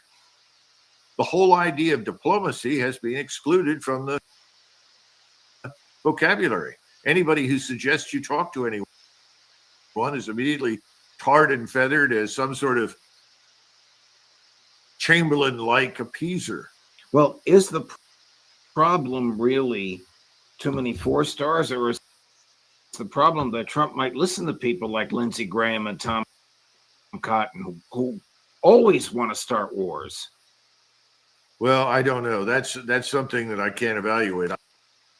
I would hope not. Again, as I've said to many people, you know that I think highly of Donald Trump. I voted for him, as millions of others did, because we want him to extricate us from this disaster. But the point is that Donald Trump's instincts are good. And if he follows his instincts, we'll be fine. And that's all that I can say. So if people that are just poison like this man Graham walk into his office, then I suggest he take a stiff drink of heavily caffeinated coffee and puke all over them and send them out. Problem is, he plays golf. Excuse me, with Senator Graham on a regular basis, and I guess that's where these conversations take place. Colonel, thank you very much for your time. I know you and I have been emailing all week. I think we've touched on everything you wanted to address, and I know you've answered everything that I have put to you. I know it's a very busy week for you as it is here, but I very much appreciate your time. Well, there's just one last thing, if I may, just for a couple Sure, of minutes. of course. One of the things that the president is doing, well, the president is doing a number of good things. And if you read his executive orders, he's on the right track. He's doing the right kinds of things. I would urge him to do 2 things, though. One is to be more bold. 10,000 or 1,500 troops, 15,000 is not enough for the border. He needs to put that mission squarely in the hands of the United States Army. They need to take that thing over. They need to be responsible for it. And until it is thoroughly secured, and I mean thoroughly secured, they should be held responsible for what happens on that border. The Army's done that before. You've got plenty of people out there that know how to do it. They need to get that done. And as soon as he can get the troops out of Europe right now and send them back to the United States, that's where you send them. I know we have an aviation brigade from the 101st, which is supposedly on its way to Syria. Well, I would stop that. I would send that aviation brigade immediately Does back. Does he even know that? I don't think he does. Wow. I don't think he does. And this is another problem that, he's the commander in chief. He should have a genuine. Breaking news. Friday, 19th of April 2024 marks the beginning of the largest wealth shift in American history, yet only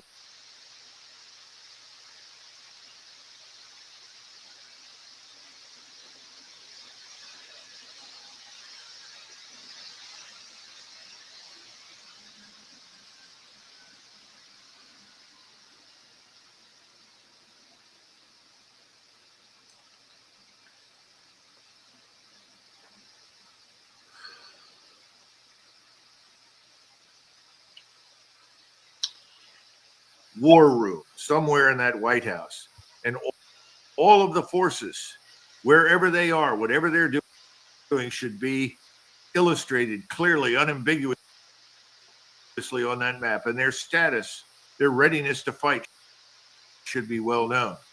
We've allowed the military to operate on its own without any real supervision or oversight. That's how you got Milley and his calls to China.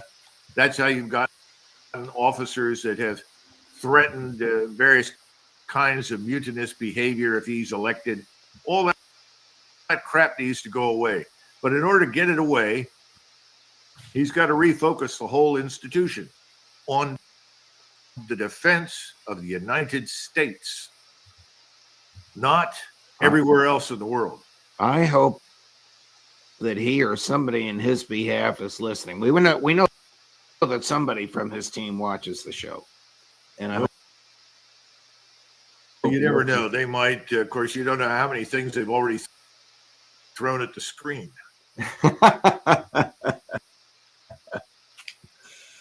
Thank you, Colonel. God love you. Thank you for your time. Thank you for your patience. Thank you for your. Okay. So, needless to say, I don't entirely agree with Doug about the instincts of Donald Trump being so good, but I assume here that what Doug is talking about is his instincts, okay, in the area of ending the wars, because he assumes that Trump actually wants to end them and that his instincts there are good. But as far as the other things he's been doing, as far as his instincts with respect to other areas, I mean, obviously, his instinct to want to end the birthright, citizenship right established in the 14th Amendment, that instinct is terrible. And if that were repealed, it would create absolute chaos. And so many of those other executive orders that he signed were also terrible.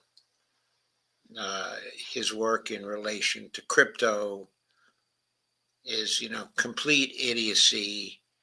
All that it was do is create opportunities for the oligarchs to get still richer, because if the United States establishes a wealth fund based on crypto and buys $200 billion, let's say, of Bitcoin or something like that, would simply drive the value of Bitcoin up to, I don't know, far more than its current level. By the way, Bitcoin was trading just yesterday at $106,000 per coin. If the United States were to invest $200 billion in Bitcoin, not only would it not make the United States any richer, because the United States can create as much money as it wants, but also it would drive the value, of Bitcoin up quite considerably from the 106K, perhaps to as much as $1 million of Bitcoin, which would do what? It would make the whales who are holding Bitcoin something like 70% of the Bitcoin wealth. It would, simply make them 10 times richer. That is not something we need. That is not a good instinct. That is ridiculous. There are any number of other things that Trump is doing. This latest caper of, firing the 10 inspector generals. His procedure for firing the 10 inspector generals is clearly illegal. There are clear rules. When you want to fire one of the inspector generals, you have to fire that person for cause. You have to go to the Congress. You have to tell the Congress you intend to fire the inspector general. You have to outline the cause. Congress has to accept your firing of the inspector general. Okay, there's a 30-day period in which you have to wait for Congress to say something. If Congress doesn't say something in the 30 days, then you're free to fire the inspector general. Trump, just issued an executive order firing the 10 what was it, 20? I forget the number of inspector generals. So, okay, this is a completely illegal order. So the inspector generals are really not fired. One of them is sure to take this to court, and then the court is going to apply the law and is going to say the president doesn't have the authority to fire the inspector generals, but must follow the law as specified by Congress. So, okay, there are many other executive orders passed by Trump thus far that are dubious and that do not represent any good instincts, okay, at all, but are just Trump's implementation of various proposals offered by Project 2025. So that's how I feel about the alleged good instincts of Donald Trump. But I also have to say that when it comes to his having a desire to end the wars, he may well have a desire to do that. And his instincts in terms of what to do to end those wars might be pretty good. But of course, I agree with Doug that he needs to have a realistic view of what the facts on the ground are. And unless he has that kind of view, he's not going to be successful. So, Dee, have you any comments on this?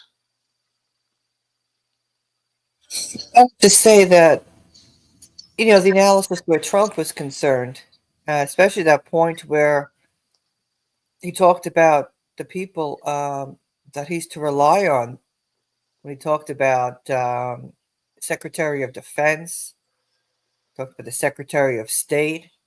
You're talking about a bunch of lunatics that are going to be coming back to Trump with information. Yeah, And or as Pepe said, the Zionist ring of fire surrounding Trump. I mean, Tulsi is so critical because, there's,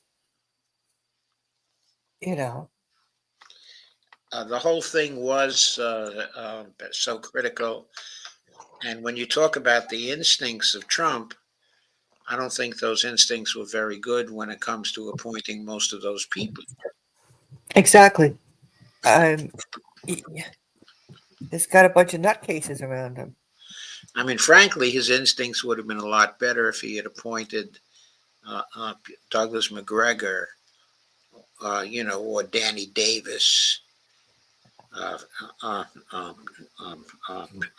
Colonel Danny Davis, who is eminently endowed with common sense when it comes to military matters.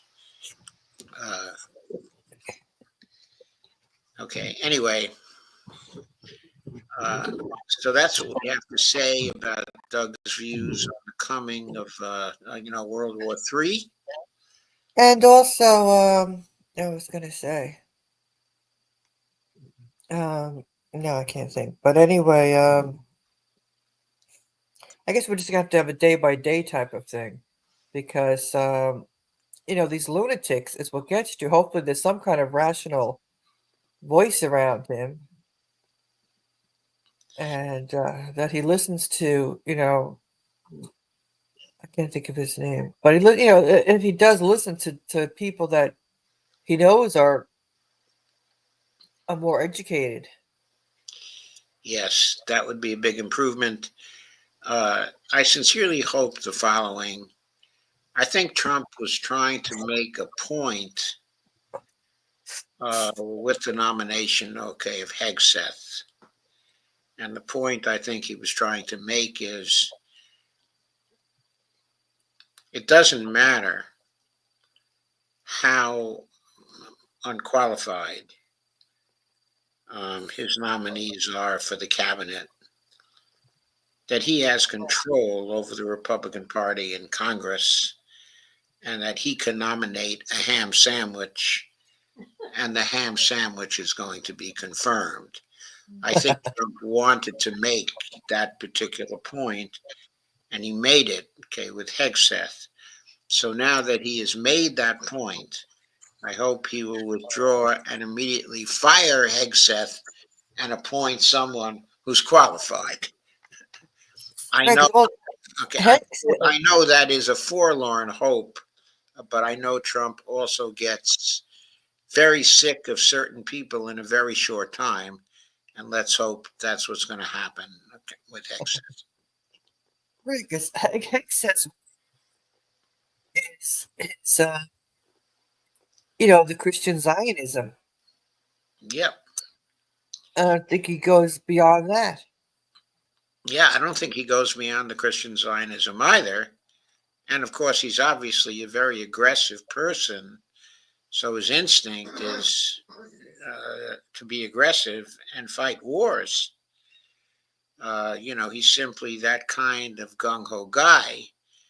And that's not the sort of person we need as the Secretary of Defense. We need someone who will honestly assess the capability of the Defense Department, okay, and will honestly assess the military capacity and deliver that message to the president.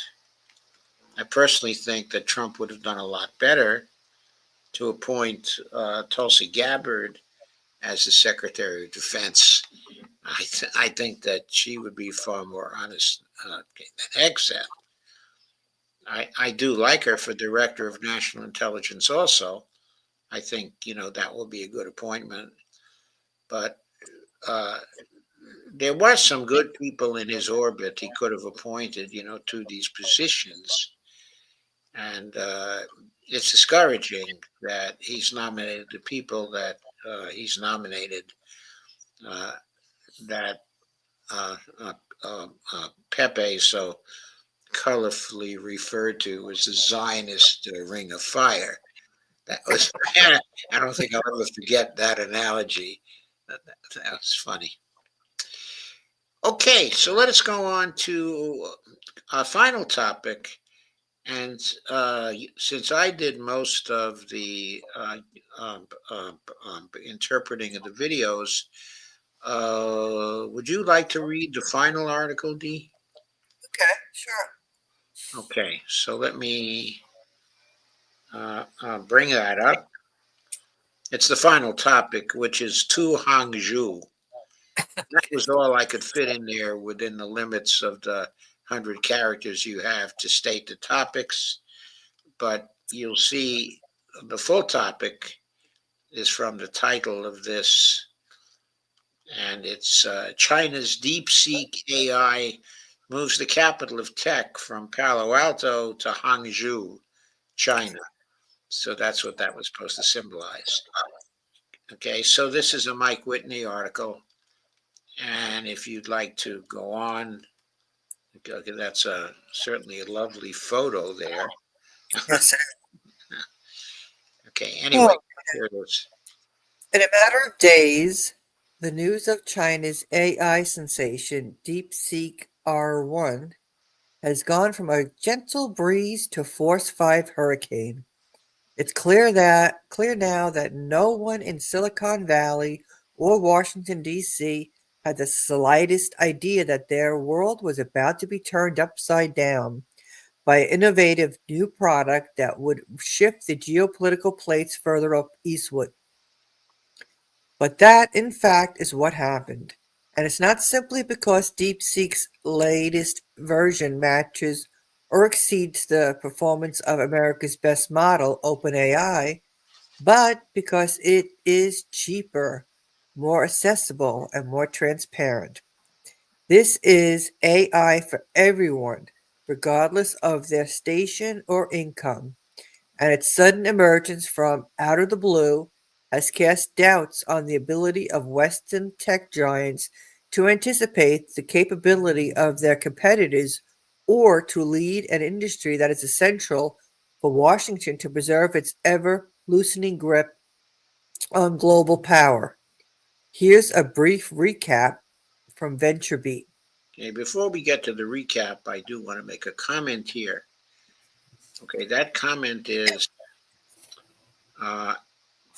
the idea that the sudden emergence from out of the blue, quote unquote, has cast doubts on the ability of Western tech giants to anticipate the capability of their competitors or to lead an industry that is essential for Washington to preserve its ever-loosening grip on global power. I think there's a reason for that. And I think the reason for that lies in the type of capitalism that that we see emerging from Silicon Valley. In other words, these firms, the firms that are doing the greatest innovation, are dominated usually by uh, outstanding and authoritarian types of individuals, such as, of course, the paradigm case of this, is Elon Musk himself. Okay, but it's also true that many of the other entrepreneurs, okay, from Silicon Valley have been operating their business enterprises, okay, as oligarchies run by a relatively few people. And because those organizations are run in that way, there is not much ability for new ideas to percolate to the top of these organizations once the oligarchs have defined a direction for the organizations. I'm sure that Elon Musk is not the kind of person who brooks a lot of dissent in his organization concerning the direction of that organization and where to go. I'm sure that's also true for Sam Altman as well. I know it's certainly true of Larry Ellison, okay, and I know it's true of most of the people that have come up in Silicon Valley or in the West Coast um, um, um, technology group.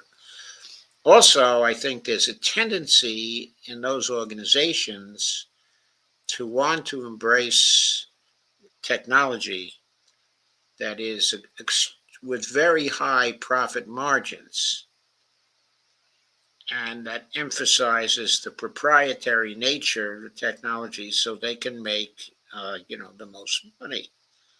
So as you'll see, their defeat by DeepSeek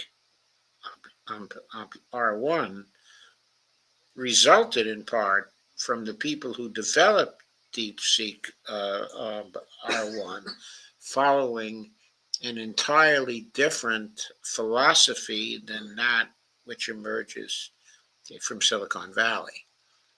Okay, so with that, I'm going to turn things back over to Dee.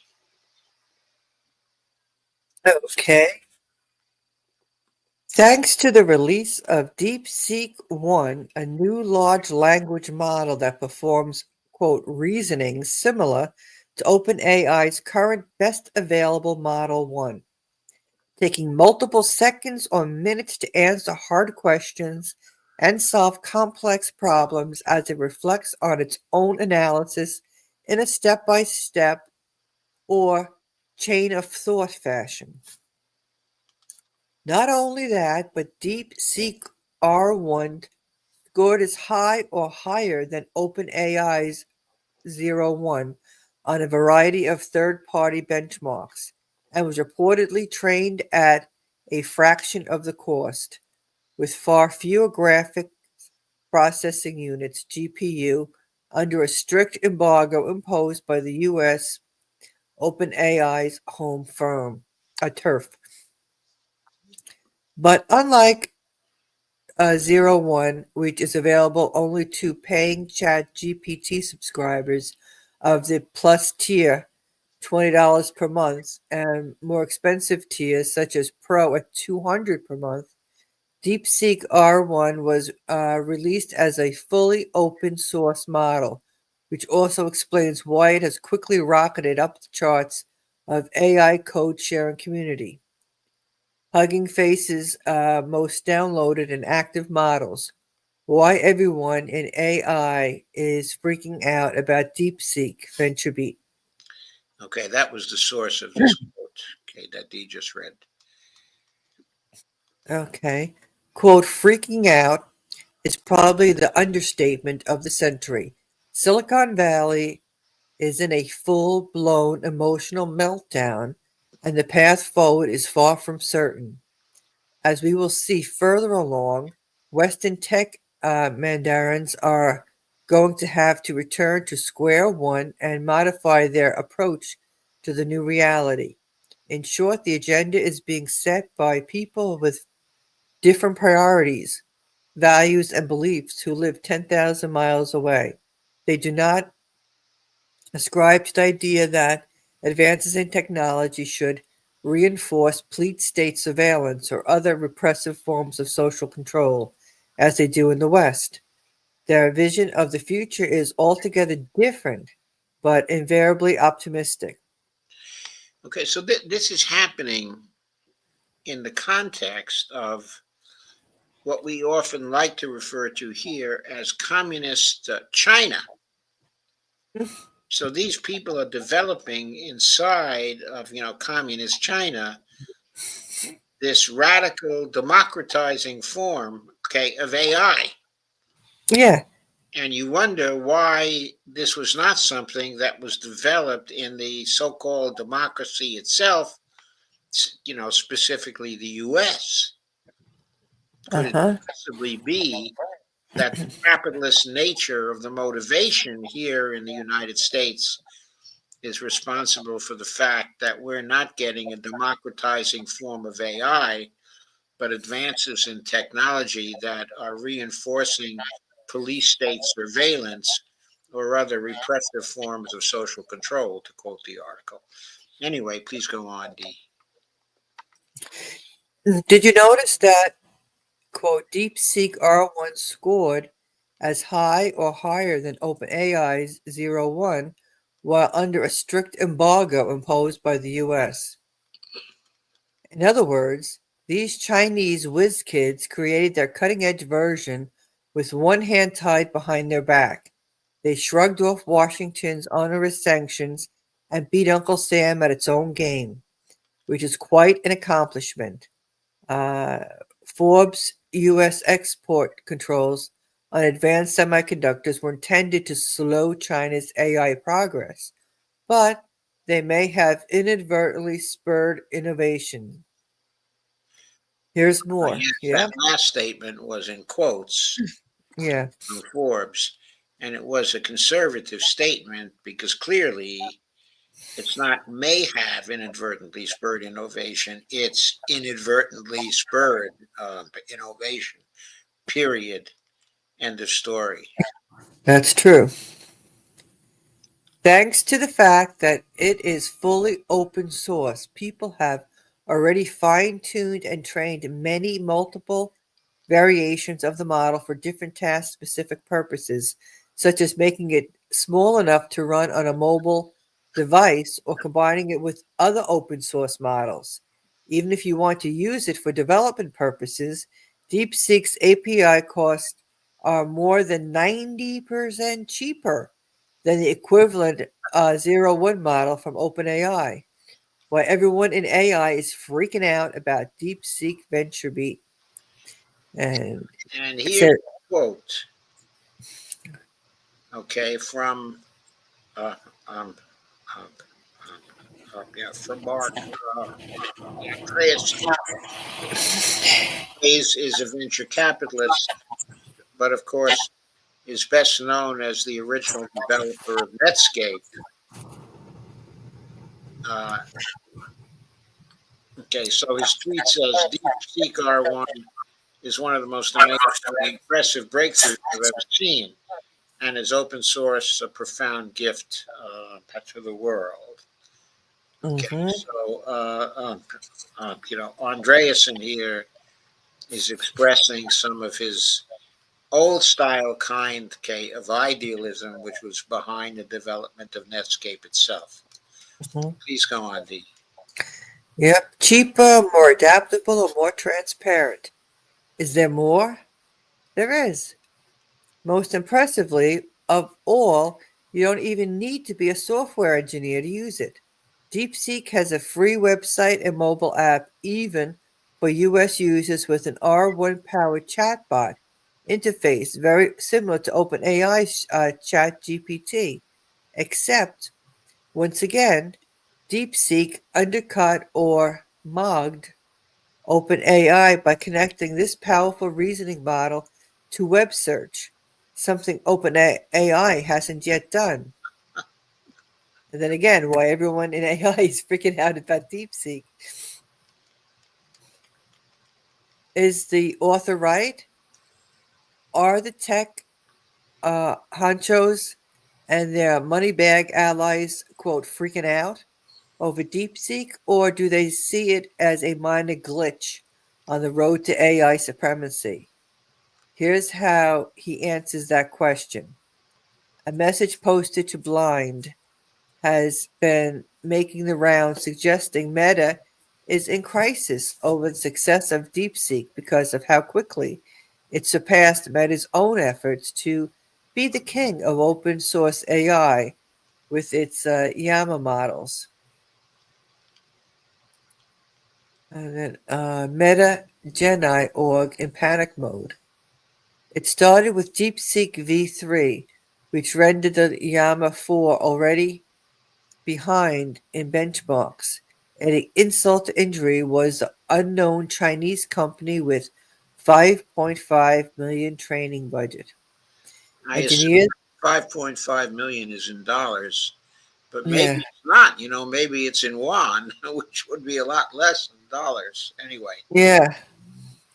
Engineers are moving frantically to dissect DeepSeek and copy anything and everything we can from it. I'm not even exaggerating.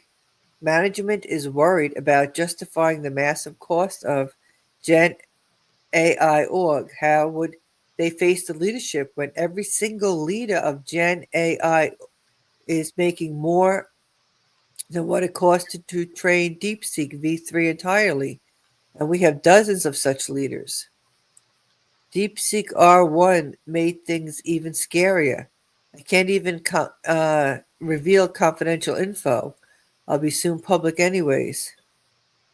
It should have been an engineering focused small org, but since a bunch of people wanted to join the impact grab and artificially inflate hiring in the org, everyone loses.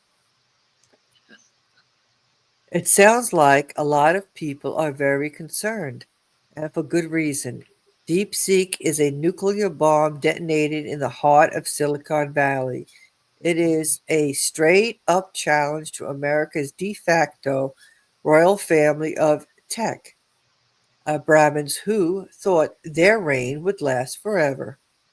Now they find themselves playing catch up with an upstart cadre of blue stocking brainiacs who are bringing their world crashing down around them. More importantly, the future of AI is being decided in Hangzhou, not Palo Alto, which means we might see a lull in the war making as Uncle Sam finds it harder to finance his endless bloodletting. What a welcome reprieve that would be. The author of the above piece even quotes one of my favorite analysts on X, Arnaud Bertrand, an invaluable source of unbiased information about developments in China. Here's what he says. quote, there's no overstating how profoundly this changes the whole game. And not only with regards to AI, it's also a massive indictment of the US's misguided attempt to stop China's technological development, without which DeepSeek may not have been possible. Yep, the whole semiconductor embargo thing backfired, spectacularly illustrating once again that we are ruled by incompetent lame brains who love to punish people for violations to rules they make up on the fly. Just look at the mess these geniuses have made. Take that, Elon Musk. Yeah, I know, right? We'll end with Bertrand's insightful critique of Trump's $500 billion Stargate boondoggle, which will be obsolete before they even break ground. Stargate, if it goes forward, is likely to become one of the biggest wastages of capital in history. One, it hinges on outdated assumptions about the importance of computing scale in AI.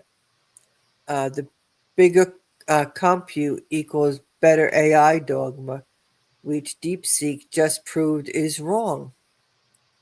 Two, it assumes that the future of AI is with closed and controlled models, despite the market's clear preference for democratized open source alternatives. Three, it clings to Cold War playbook, framing AI dominance as a zero-sum hardware arms race, which is really at odds with the direction AI is taking. Again, open source software, global developer communities, and collaborative ecosystems.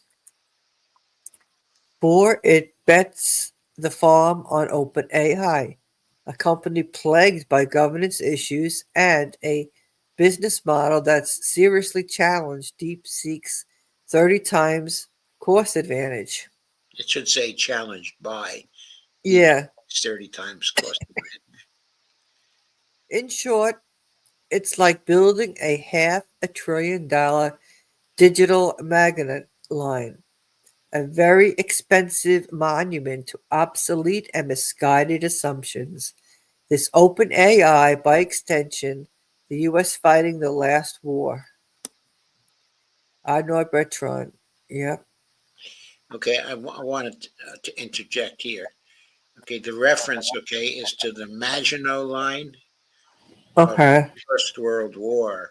Okay, the French, in preparation for the First World War, had built this extremely complex set, okay, of fortifications, okay, in order to protect themselves against the German army. Okay, I'm sorry, it wasn't in World War One. It was the Maginot Line was before World War Two.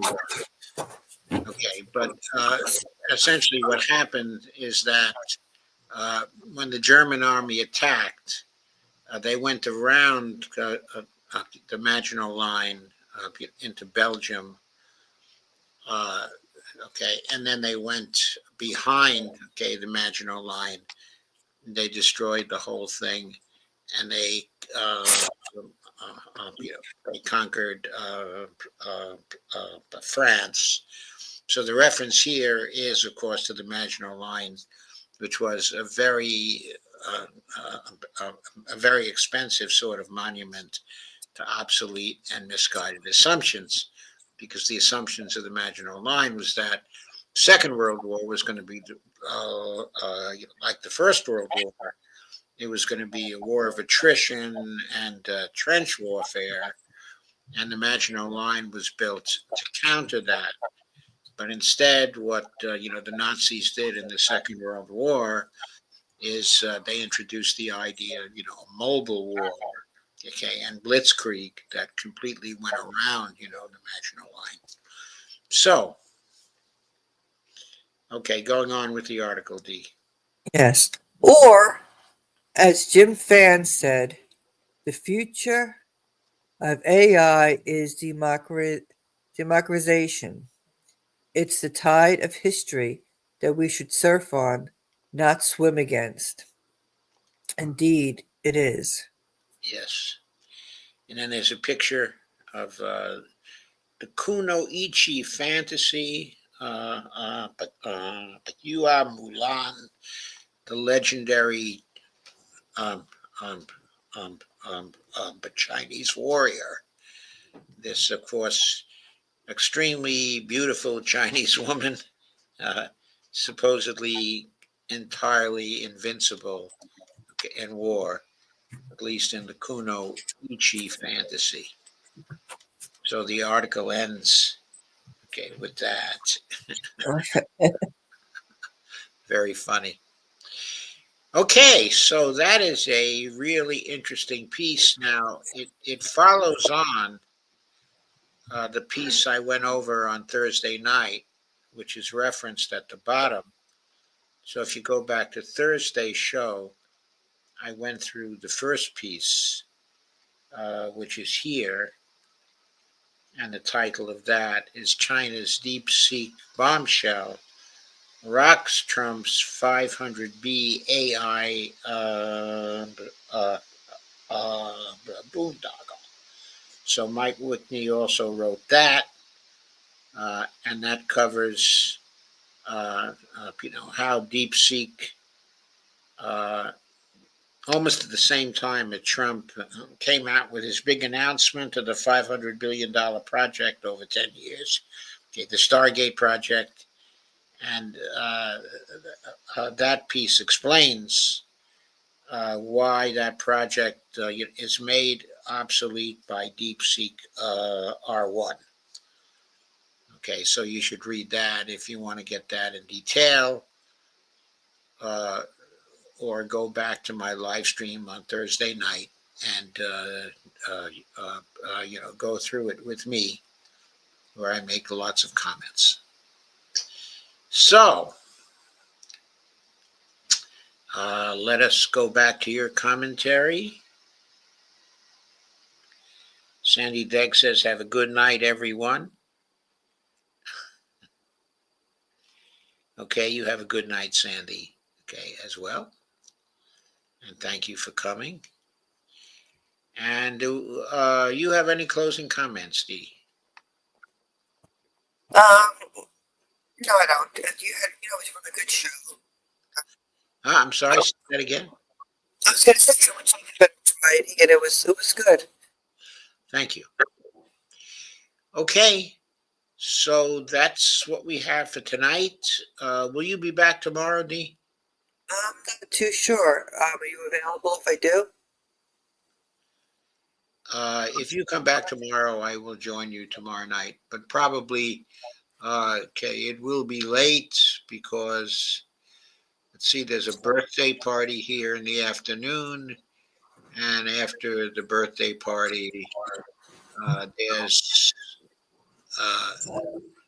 like last week, there's a playoff game, which I think I'm socially committed to go to. So, where it's not, the preferred thing that I would do, but I will probably be available by 9:30 or 9:45. Okay. Okay, so if you go on, I will join you at that time. All righty. Sounds good. Okay. Okay, I think this DeepSeek stuff is really very, I love it. I love it. I'm really excited by it. I'm going to look into the technical aspects myself of it. Okay, but I think it really is going to make a big difference in how things develop in the AI field. Mm-hmm. And also with respect to some of what we also talked about tonight,